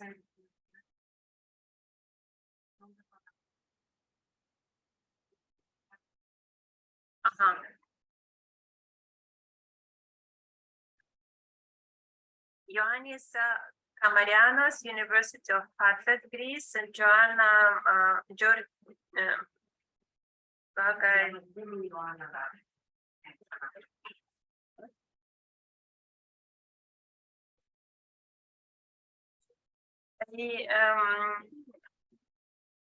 our colleagues from University of Patras and University of Banja, Greece, are you here and are you ready for presentation? I really apologize for absence of my Greek language skills, and I ask you to introduce yourself.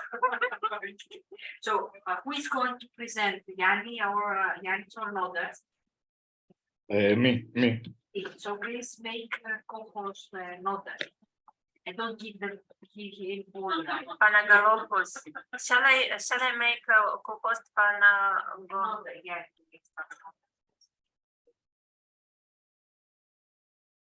Yeah.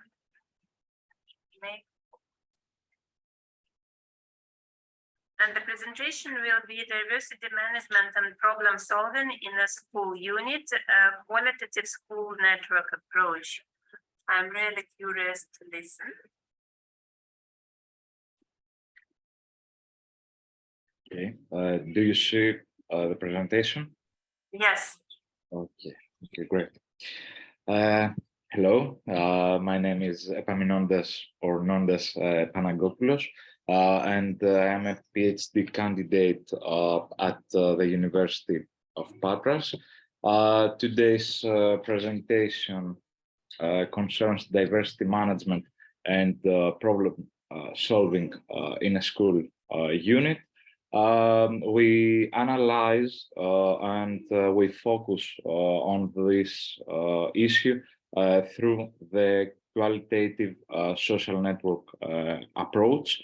And the research was conducted jointly with Ms. Yiannopoulou, Ms. Guga, and Mr. Kamarianos, who is with us. In the first slide, the purpose of the study, the fundamental issue is a problem in the school unit related to diversity, which is a common phenomenon in Greek schools. The school head teacher interacts to achieve a decision, and usually he interacts with his social network, which helps and supports him a lot. I don't know if you can check. And here the significance of the study. Why have we had to do this study? Firstly, we implemented the social network analysis, specifically the qualitative network analysis, and innovation, perhaps to be used in this field, which we discuss on. Second, this path allows us to evaluate the importance that the school head teacher gives to teachers, but also to persons in his or her environment. And of course, not only the importance of his relations, but also the interactions with the teacher, with other head teachers or other persons in his network. This slide focuses on social network analysis and why we chose it. Social network analysis consists of complex individual networks which reveal professional and personal networks. The connection of the social subjects is made through invisible ties. For example, you may not know that Mike is a good friend of Helen or something like that. Because of its complexity, you can imagine that this structure is as a woolen sweater or a fishing net. We continue with social network analysis, but this slide is focused on qualitative social network analysis, which has been very popular in the last decade as a tool for the researchers in all over the world. The most significant part of this approach is that we can note the importance of the social subject ties and also for his or her whole network. If we choose this approach, Of course, this is an advantage for focusing on the micro, on the relations of the social subjects and of an ego network, which we will tell more about this in the next slides. About the research methodology, it was a qualitative methodological approach. As you can see, we used it as a tool for in-depth interviews and as a method for analyzing the qualitative data. We used thematic analysis. The school we selected was a case study because this school has several Roma students and is the majority of the students. So you can imagine that this school is different from the other Greek schools, which is why this is the school we chose. Now, as for the interview and what the school head teacher told us, these are some of the interviews quotes. He admits that there are conflicts in the school, but he told us that the headmaster can use them to move on and find the school's goals based on the different opinions. The conflicts are also exist because of the management of Roma pupils primarily, as the head teacher analyzed a lot that every teacher has another magic method from the others, has another perspective for managing Roma pupils. Now they have excellent cooperation. He told us at the school, the headmaster with the teachers and vice versa.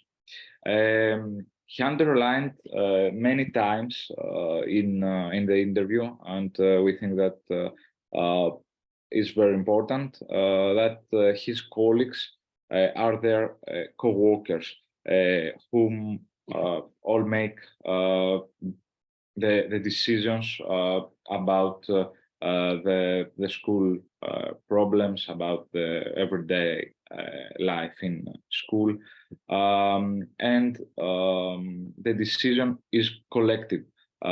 Is not only him that take decisions. So he introduces us in school with a specific culture, and that he's not only the manager, but a manager managing the diversity and managing the school problems is something collective, if I could say in this way. For serious problems, the headmaster told us that he discusses with other primary school head teachers and other primary school head teachers with Roma population to manage. So this is very important for him, not only the other head teachers, but he has a sub-network with other head teachers who have the same problems have the same concerns, and they try to find a solution in common problems. Besides them, he also discusses with people who have positions of responsibility within the sector of education, but he didn't tell us a lot of information for them, so perhaps he wanted to share it with us for his social image, perhaps. A significant role in decision making and management has the deputy head teacher, as he shares with her their concerns and their goals. Moreover, finally, he concluded that he never discusses school problems with friends who are not teachers. He told us that the school is a field which has a lot of problems every day, a lot of concerns.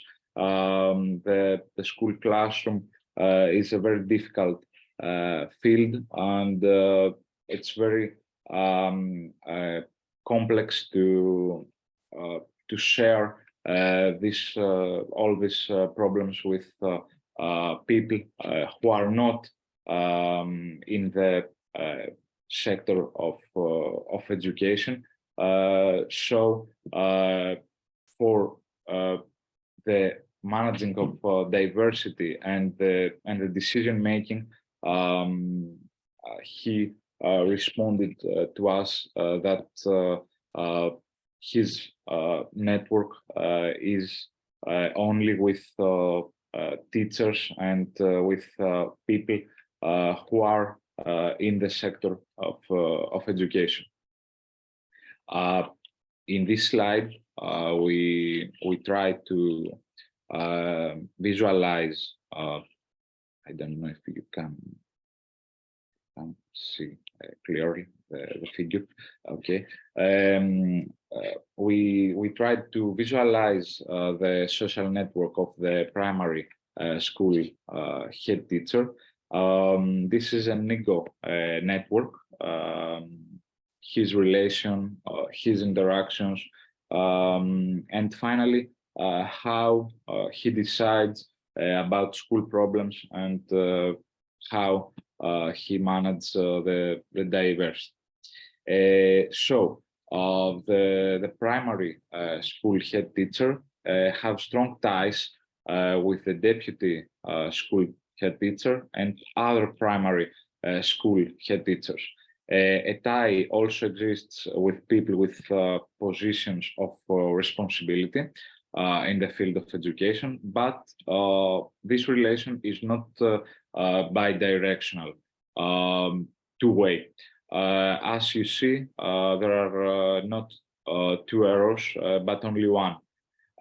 Furthermore, finally, he has a relation with the teachers board, but perhaps it is theoretical because he never told us about another teacher except the deputy head teacher. He prefers to talk about the teachers board, and through the deputy head teacher, he shares his opinion with the teachers board. To conclude today's presentation and as a summary, the primary school head teacher primarily interacts with the deputy school head teacher and other primary school head teachers. Significant for him is the sub-network with the head teachers who manage diversity. And overall, the head teacher's social network works helpfully for him because he has many ties that support him, and at the same time he finds help for the school's problems and for the school everyday life. Thank you very much.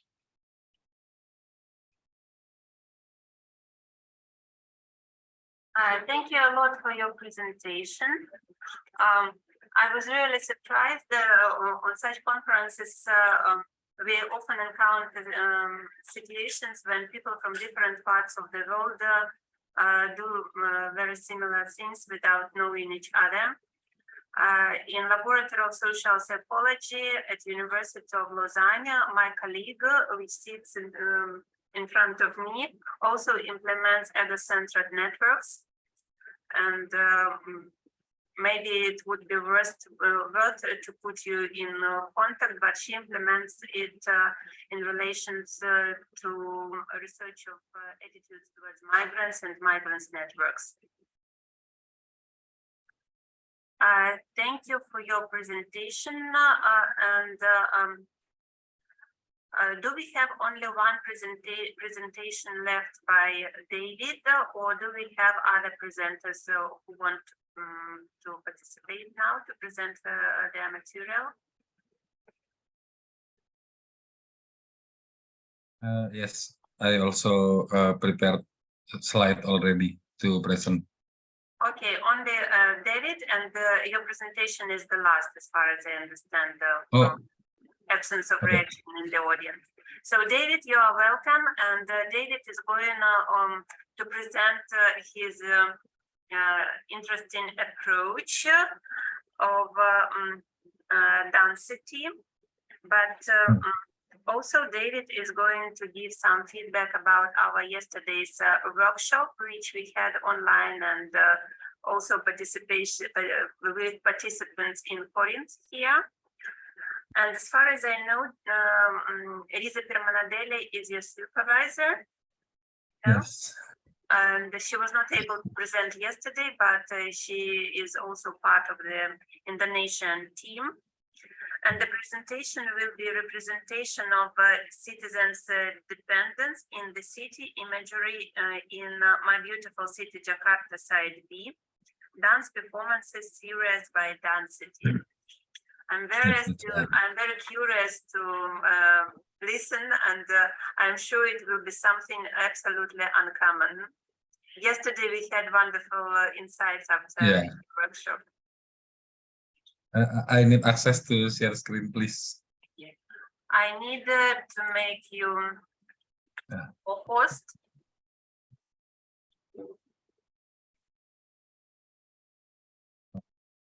Yes, okay, thank you. Can you share your screen now? Yes.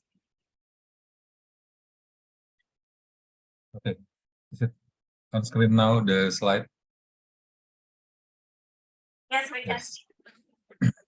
Okay, thank you to all participants. I also followed a previous presentation, and I think I get like overwhelmed with much bright ideas that I never imagined before. So this is my second time join the conference, and my interest is about art.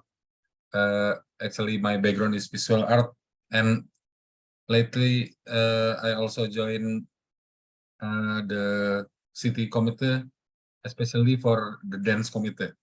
I just want to improve my visual language by join the dance committee, because I think the body language is also visual language. That's how I want to improve my visual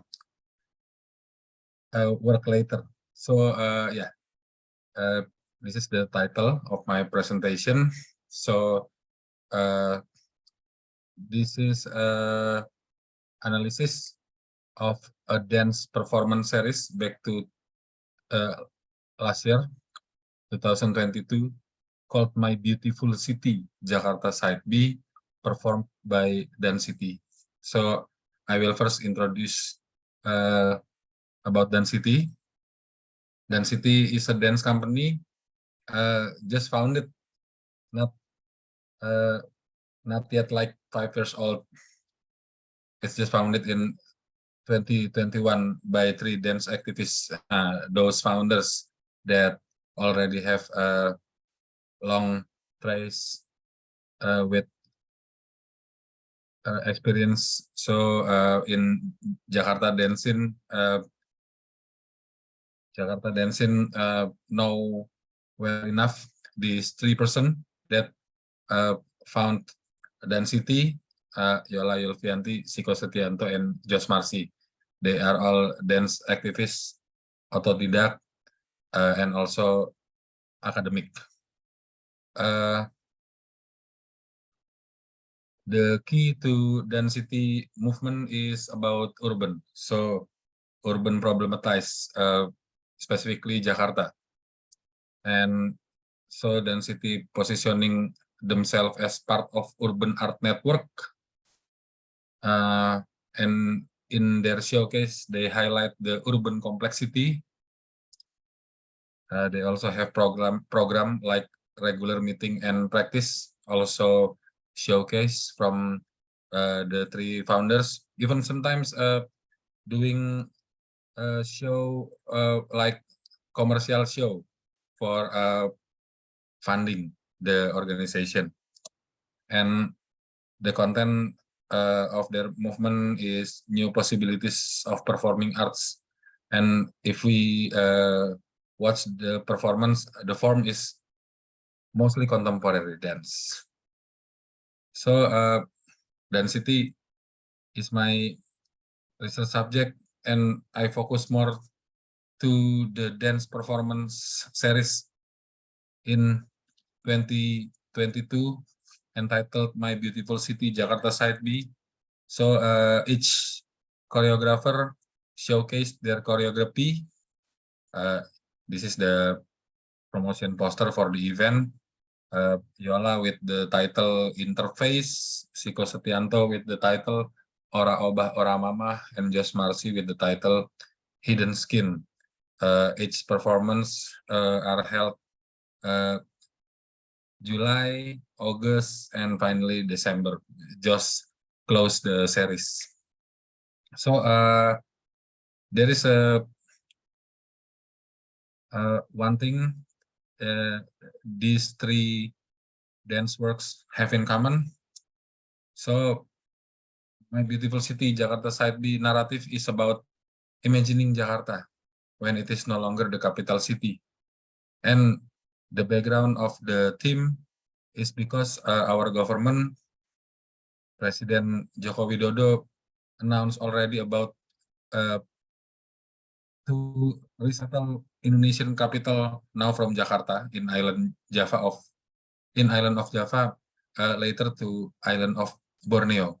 So the big theme of the dance performance series will be like, what if Jakarta lose its status as the nation capital city? Furthermore, what it will impact to the citizen. So I will I start my analysis by look close to each dance work. This is the dance work, the first dance work in the series, the Interface by Yola Yulfianti, that the narrative is question about urban body stereotypes. Urban body in this performance, actually the core is the method, with Yola encourage the dancer to move, to dance by breaking stereotypes of urban, and also caused by pandemic, that usually we have like social closeness, then it changed. So this is like ways to recover. When this performance proceed, because the form is like body to body, male and female, so close, some audience even got it wrong, that they think this is more to sexual, but actually it's not like that. This is more like exploration of skin to skin interaction of human body that again break the stereotype of urban. Next artwork will be from Iko Setianto, Ora Obah Ora Mamah. This is based on Siko, the choreographer, experience that actually initially he is not from Jakarta. He was from Solo, a city in Java, later moved to Jakarta because when he took the path of dance, his surrounding then give advice to, if you want to be success as dancer, you go to Jakarta. So that's what he did, and until now he's been here like 2 decades. So he positioned his artwork like when I went to Jakarta, I was thinking like a migrant. So the Ora Obah Ora Mamah itself is a Javanese proverb, means without effort there will be no result. So this is the narrative of how migrant, how people in the suburban doing struggle in Jakarta, work hard. And next performance is from Josh called Hidden Skin. Actually, this is also from, all 3 choreographers did background research, did bodily research, body movement research. In Josh's case, the body movement research later extended. Josh make it more problematized to later view as there are realities, 2 kind of realities, inside and outside the body. Outside the body is the social rules, social setting, social surrounding, and inside the body, which is human always seek for value and meaning. So that's all 3 dance performance. So I try to analyze to get the benefit by, but I think also when I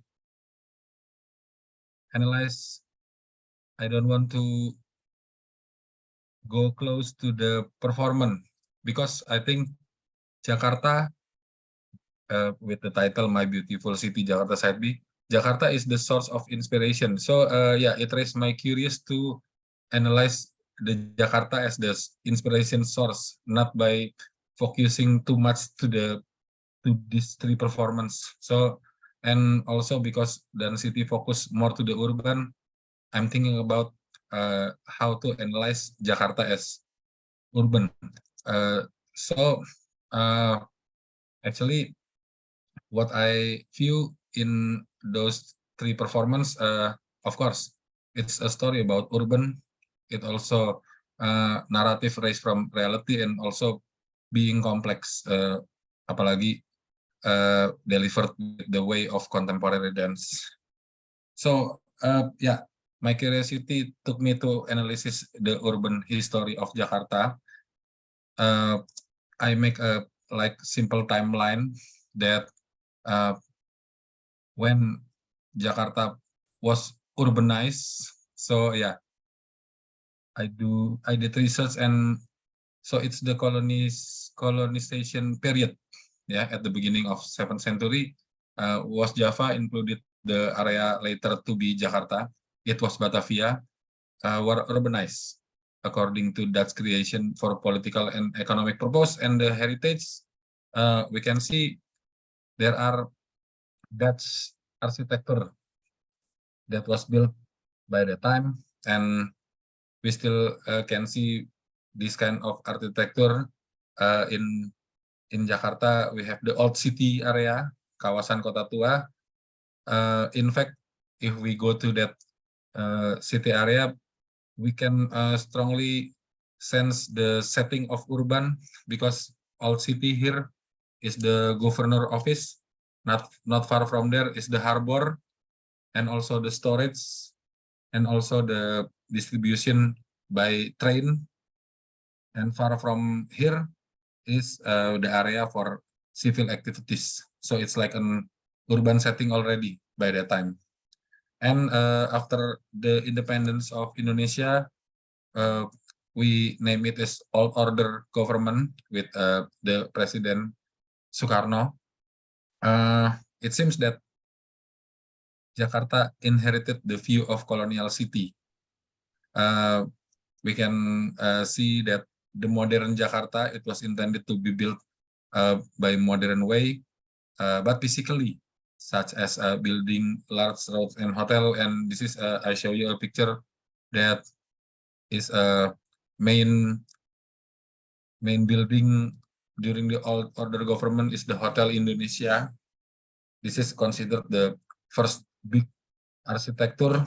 Also, by the time this is like the Indonesia as a newborn country have to catch up with the world by that time. And also, yeah, this is how it looks. The problem will emerge later, yeah. And next page is new order government with President Suharto. This is more to the policies that prioritize about economic matters like opening of free market, the growth of private sector, and domestic business can collaborate with other party. So Indonesia connected to global capitalism. That's the picture I show is considered the first mall in Jakarta, which is the Pondok Indah Mall. So yeah, this is just a analysis of the urban history in short. After the proceeding come out, you can read for the full version there. So what happened here is an overlapping situation. Actually, before Batavia or Jakarta were urbanized by the Dutch, the original settlement, the traditional settlement is kampung. So what happened is like a cultural imposition. Kampung later turned to urban setting. Also after the independence of Indonesia, there the overlapping happened more and connected to policies and practices. If I may explain that as a newborn country, the president in the old order government, Soekarno, have the policies to build our nation identity. So it will be nationalism. But in the other side, Jakarta was built modern way physically with large building, large roads, hotel, and later continue to new order government with things like flyover, and of course, because it seems like the development is more like to modern, the impact on the society is it divided into class, upper, middle, and lower.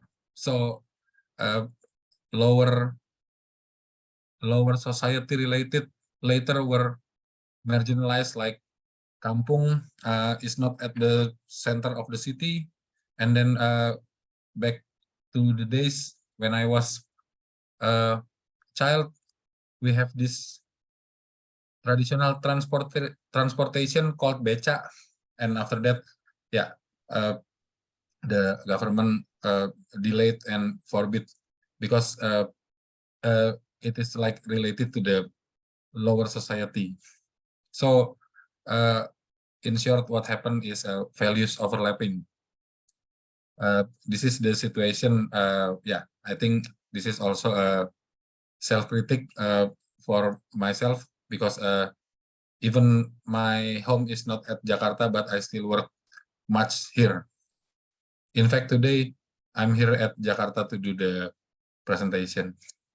So back to the performance, to density performance series, that the narrative is about urban reality and complexity.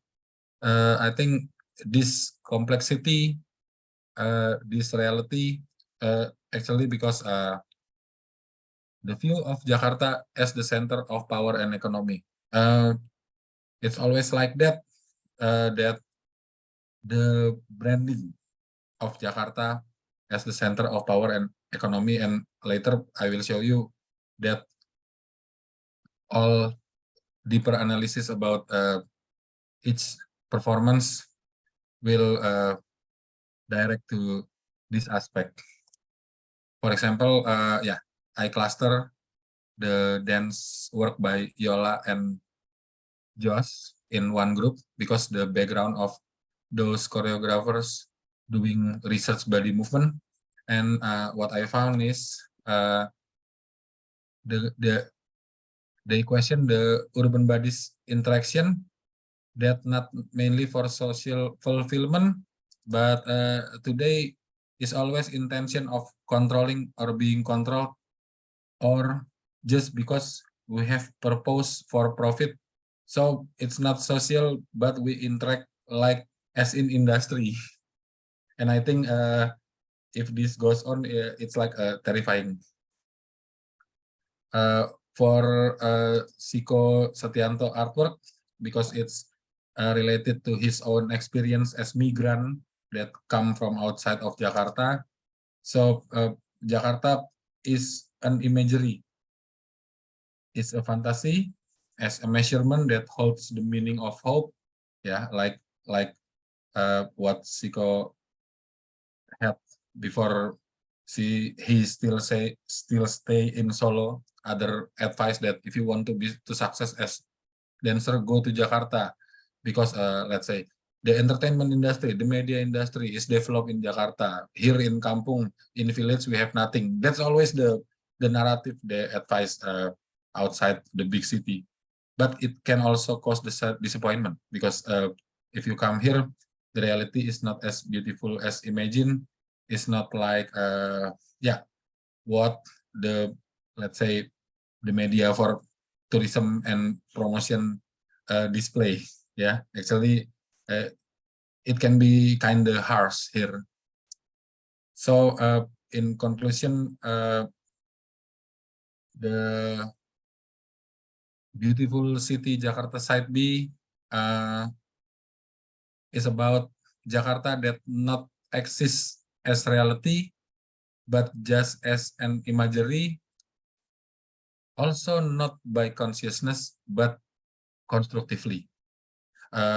Constructively, again, back to the historical investigation I did, because the aspect of the colonization, and also how the early government after independence interpret to build this newborn. So yeah, it's something built but constructively. And the next thing is the citizen later become confused because they cannot define their identity in urban setting. Who am I? What I did here? I ever discuss with my friend. It's the confusion of, am I stay in the city or am I live in the city? Just stay or live. And in the end, this will be the self-critic. Yeah, actually, I want to admit that when I do the research and write the conclusion, it kind of slapped me back. So this is yeah, self-critic, that what happened is the citizen depending much on the city without any social and cultural offering. So just like they enjoy they throw themselves into an urban setting without, let's say, knowing the risk, just by just by have hope, but yeah, again, without any social and cultural offering. So just maybe like willingly follow what the city, how the city management running.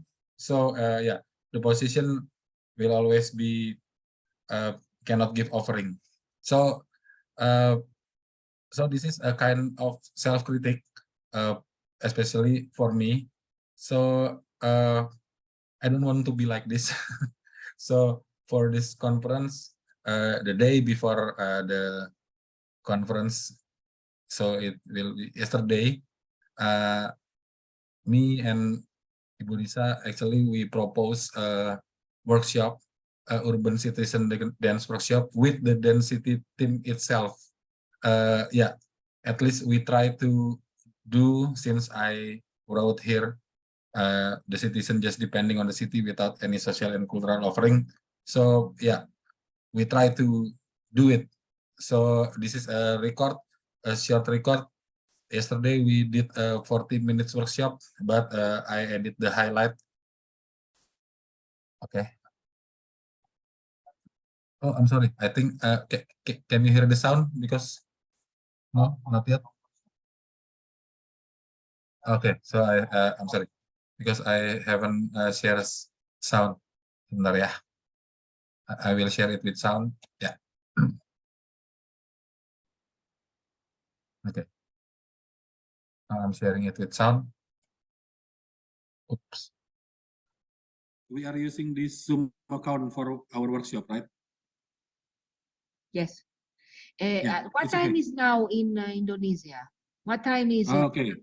Yeah. What Now time is it? here is 5:30 p.m. Yeah, 5:30 p.m. 5:30 afternoon.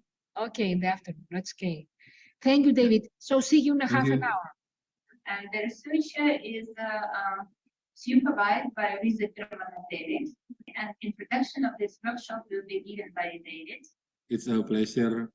We are able to organize this workshop to be part of this year conference.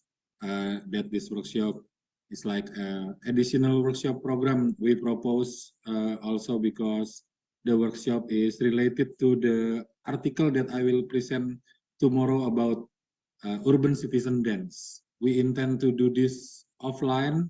We intend to do this by come to Corinth. We already sent funding proposal to our government, but unfortunately the proposal did not pass. But we still want to interact, so we try to do this online. My name is Yola Yulfianti. I'm here as a representative from Dance City, which is a professional dance group initiated by 3 choreographers, my colleague Jos Marcy, Siko Sitianto, and me, myself. I would like to elaborate why dance, body, and the cities are connected. Bodies can be seen as choreographed by the city, just as choreographer direct the movement, interactions and expressions of dancers in performance. The presidents of Indonesia, our presidents, Pak Joko Widodo, officially announced the plan to move the capital city on August 26, 2019. This decision was made in response to the challenge faced by Jakarta, including overpopulations, environmental issues, and the need of more equitable development across the country. Hello, my name is Siko. Good afternoon, everyone. I'm really honored to be part of this workshop because I came from informal education of dancing. I never been to a colleague or university or institute of dance. It's because of part of my dance performance. I performed it on 28th of August 2022 with title Ora Oba Ora Mama, which means without effort, then there is no result to be enjoyed. This choreography method designed for non-dancer participants or people who does not related to dance activities. How I start to do the research movement. Before I start with writing letter, it's like this. This is the way I ask non-dancer to do research movement. For example, my name is Siko with S-I-K-O. K and O. I will do like this. This is my S. So this is my I. So this is my K, and this is my O. If I repeat it for 3 times, it will be like choreography, right? So it is easier to everybody to follow because you can do everything with your own name. So you just repeat it for several times and will be your own choreography. That's what I feel. That's what I think. And luckily, everybody like, wow, it's easy. Dancing is not that difficult. We're just using like this because in pandemic situation, we just connecting with everybody in the frame like this, in a Zoom. So, yes, Despina. Is it correct? Despina? Yes. Okay, Actually, I will perform with name Despina.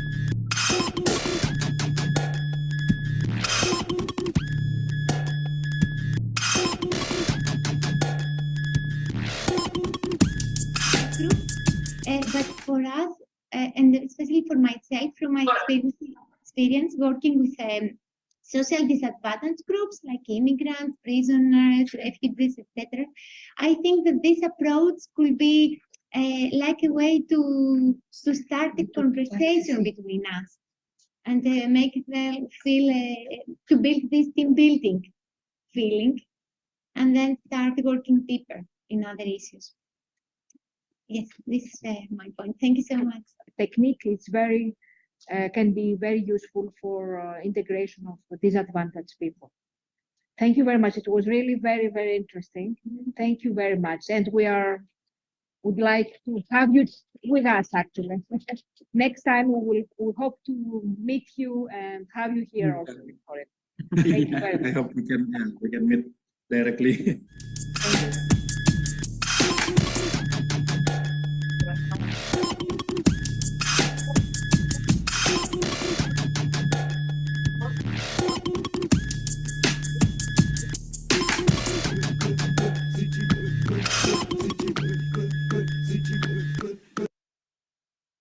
Okay, thank you. That's the end of my presentation. Thank you, David. Thank you.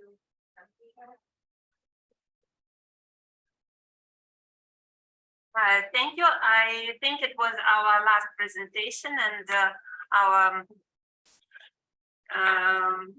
such an impressive, uncommon approach to be implemented in citizenship education. Yesterday, I talked a lot about a new direction of this conference, which I decided to implement starting from this year, PESC.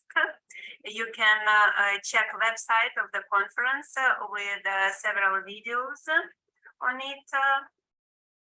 And probably I also asked David to send me some video to add on that page of the conference, and I hope he will send me something so that we can. Later I will edit the video more proper because it's I edit it less than 24 hours. I have to, if you want to put it in website, I'll do more proper editing after this. Maybe not this video, maybe some of your performances. My intention is to show how art and partly dance can be implemented in social sciences and humanities to help scientists to approach the public. Because scientists, as I told yesterday, in my understanding, we don't often are able to create public opinion, but with our research, some scientists can go to TV shows, but not many of us. But artists are able to approach emotionally the heart of people, and this effect is very fast and very effective. And implementing both science and art is my idea to be connected during this further conferences, starting from this one. We had something in chat. Anastasiia Shevchenko is, I hope it is, she's safely going to Switzerland. Acknowledgements for Adrian's presentation. It was really impressive. There are any questions?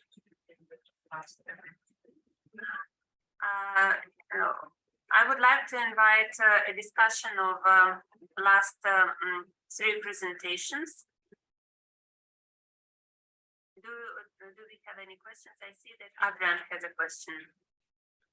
Thank you, Irina. More than a question, is that just to give my compliments to David. Is a very outstanding work. I really like it, and I would like to make an invitation, and in order to not to end, but to take a different approach to academicism. I mean, in my experience, and I truly know that you can feel related. When I approach to different instances, you can name it as government entities, institutions, whatever. They don't ask me how many papers have you written, Adrian. They ask me, bring me a story. We are all related to stories in this devenir, which is a very flux word. You know, if I want to get funds for a lab, they tell me, bring me a story. If I approach a company to get some funds for projects, is much more like bring me a story. What you just show to us is a way to represent our own internal stories and related how we are named. No, I mean, who we are and in which place we are located, what we would like to say, you know. So yes, I mean, it's very important to leave records. I'm a technologist, and that's the main core of my job, to work with records. I mean, Irina knows me, and I work with databases, with the scientometrics, whatever you want to call it. But the most important way to relate to other people is how these stories intervene. I mean, how interact, how they interrelate, independently if we are differently geographically located. So it's just an invitation. I mean, really, we really sometimes are subject to, yes, how are going to get funds and how many papers that we are publishing, and that's not the way we can change things. I mean, we really need to approach the different segments, different. We need to tell our stories, or otherwise other people are going to tell them for us now. So it's very important. Thank you, Adrian, for your feedback. I remember our first meeting in 2006 in Rome.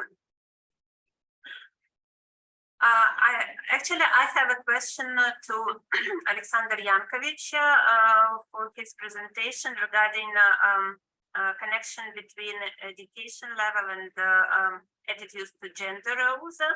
It was not very clear for me from one of the last slides if it was clear that there was connection between attitudes and gender roles, but what was this connection? Yeah, maybe on slides it can be put this connection, but we still in our research did one regression model. One regression model who connect these three aspects. I spoke about structural aspects, then about behavior patterns, and at the end on value orientations. We put in one model, model of regression model that some variables and that model approved our assumption that three aspects can be connected in one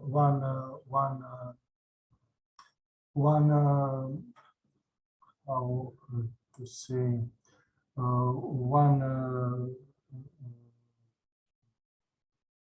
can be put in one approach, in one aspect.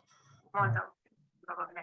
But on these, excuse me, Aleksandar, did you find something like the higher the level of education, the less are people for traditional gender roles? Did it work something like that?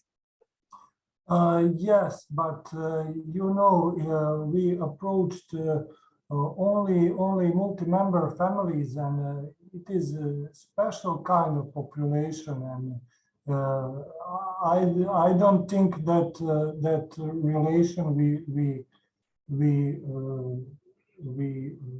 did in these families that will be possible in other population.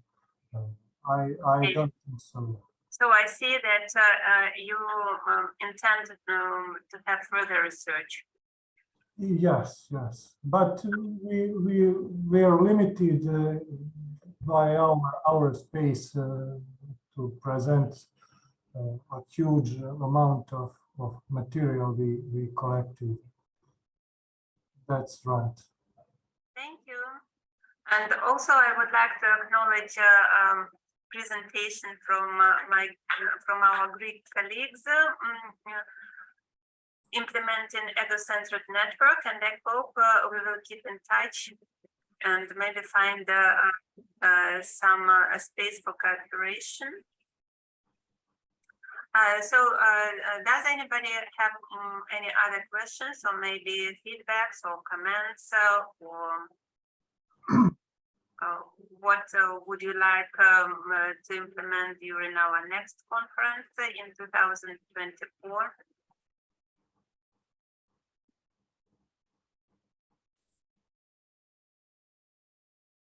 Anybody willing to say something in the end? I have a question for Adrian. I like a lot your work, and I recently published an article on social representations of immigrants in Brazil during the COVID pandemic, and we found a very polarized environment about this issue. So I would like to ask you if in Mexico you see also this polarization about migration. how is the situation in Mexico? Well, I can tell you that I'm an unorthodox academician, if you want to call it like that. But I can tell you about, for example, my experience. I was working in the government, as I mentioned before, when all this took place. So I have the opportunity to see all different segments interacting between themselves in order to first offer an explanation. I mean, what was going on, what was happening, how it was taking place, how it was going to impact all different economical, political, and developmental sectors, whatever. But the most important actually was migration. And it obeys to mostly a political and economical driven factor. If we close our borders because of sanitary emergency, as many of we have to do it independently of nation or the geographical region, we need to interdepend by our own land and space interactions. But at the same time, we have the opportunity to receive funds from abroad. I mean, Mexico, one part of its GDP depends of money that immigrants send from either from the United States or other places around the world. What we have was a sanitary emergency. And when we first see the first reaction was obviously in the United States, because it's our biggest commercial partner. I mean, 80% of the commercial exports that we have go to the States. I mean, we are the first commercial partner of the United States. I mean, we sell more to the US than China. No, I mean, Mexico is the first commercial partner. So we expect some return, I mean, from the illegal immigrants. But what happens when you have a big size of your population on site in the United States that is not in the sanitary system, that can represent an agent vector of contagion to people who's actually paying taxes and whatever, and that at the same time these people is scared to go for attention, medical attention, because they can be deported, you know, and they are the main sustain of their families back in their own countries. So what happens was that because the sanitary system in the US wasn't ready to attend people who was not in the sanitary system, but which at the same time represents some sort of danger, if you want to call it like that, in a sanitary emergency. I mean, they are vectors, no? I mean, they are vectors of contagion. The solution that we found was that, okay, you cannot put all these people into the sanitary system because they don't pay. I mean, they pay taxes, but they don't pay for the sanitary system. No?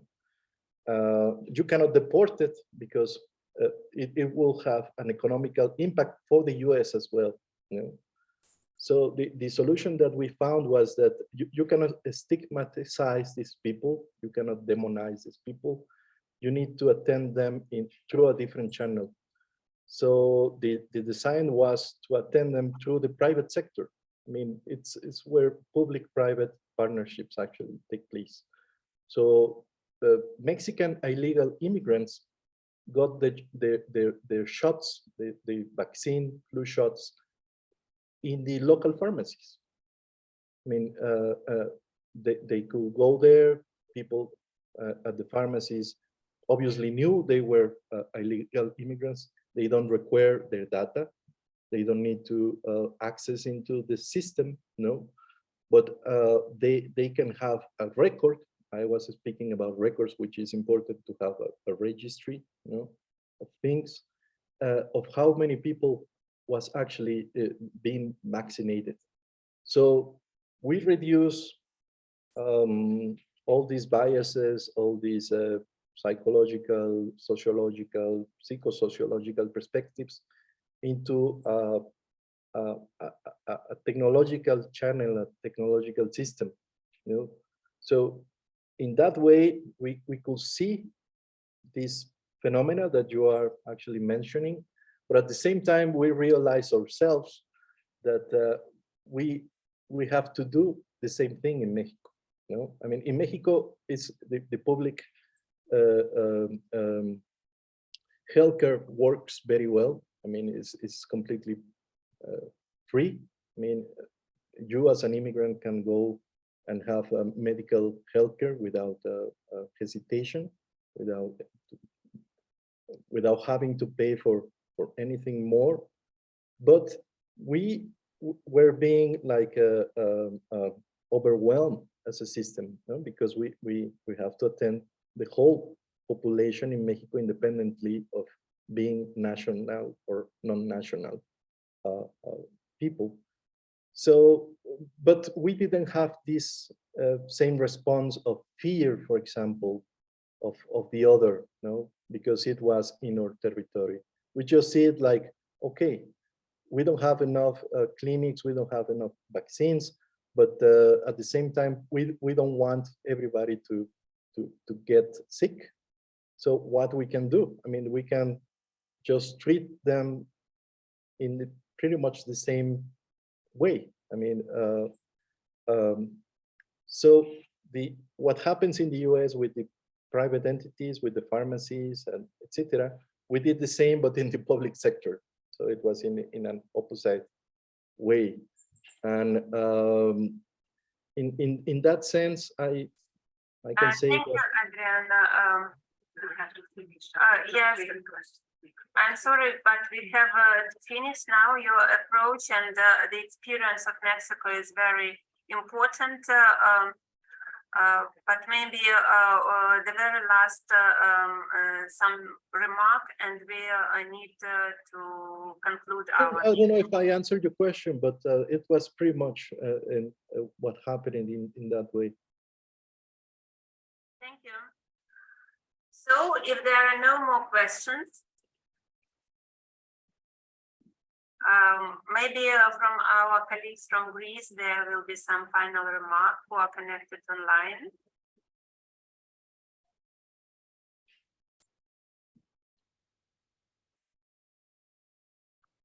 Okay. Then I would like to acknowledge everybody for participation, for presenting, for commenting, and also I would like to say great thank you to Tzagkarakis for organization of this conference here in Corinth, and Andrea Giacomosi for much work conducted for the website and for communication and links and so on and so forth. We are going to have proceedings which will be in open access online, and also this video recording will be in open access online, and we will announce probably on the website of the conference, but also on the Facebook group Political and Economic Self-Constitution, our plans about next conference in 2024. For now, I would like to say goodbye to everybody. Thank you very much. Thank you. Thank you, Irina. Goodbye. Thank you very much. Thank you. Bye-bye. Bye-bye. Thank you all.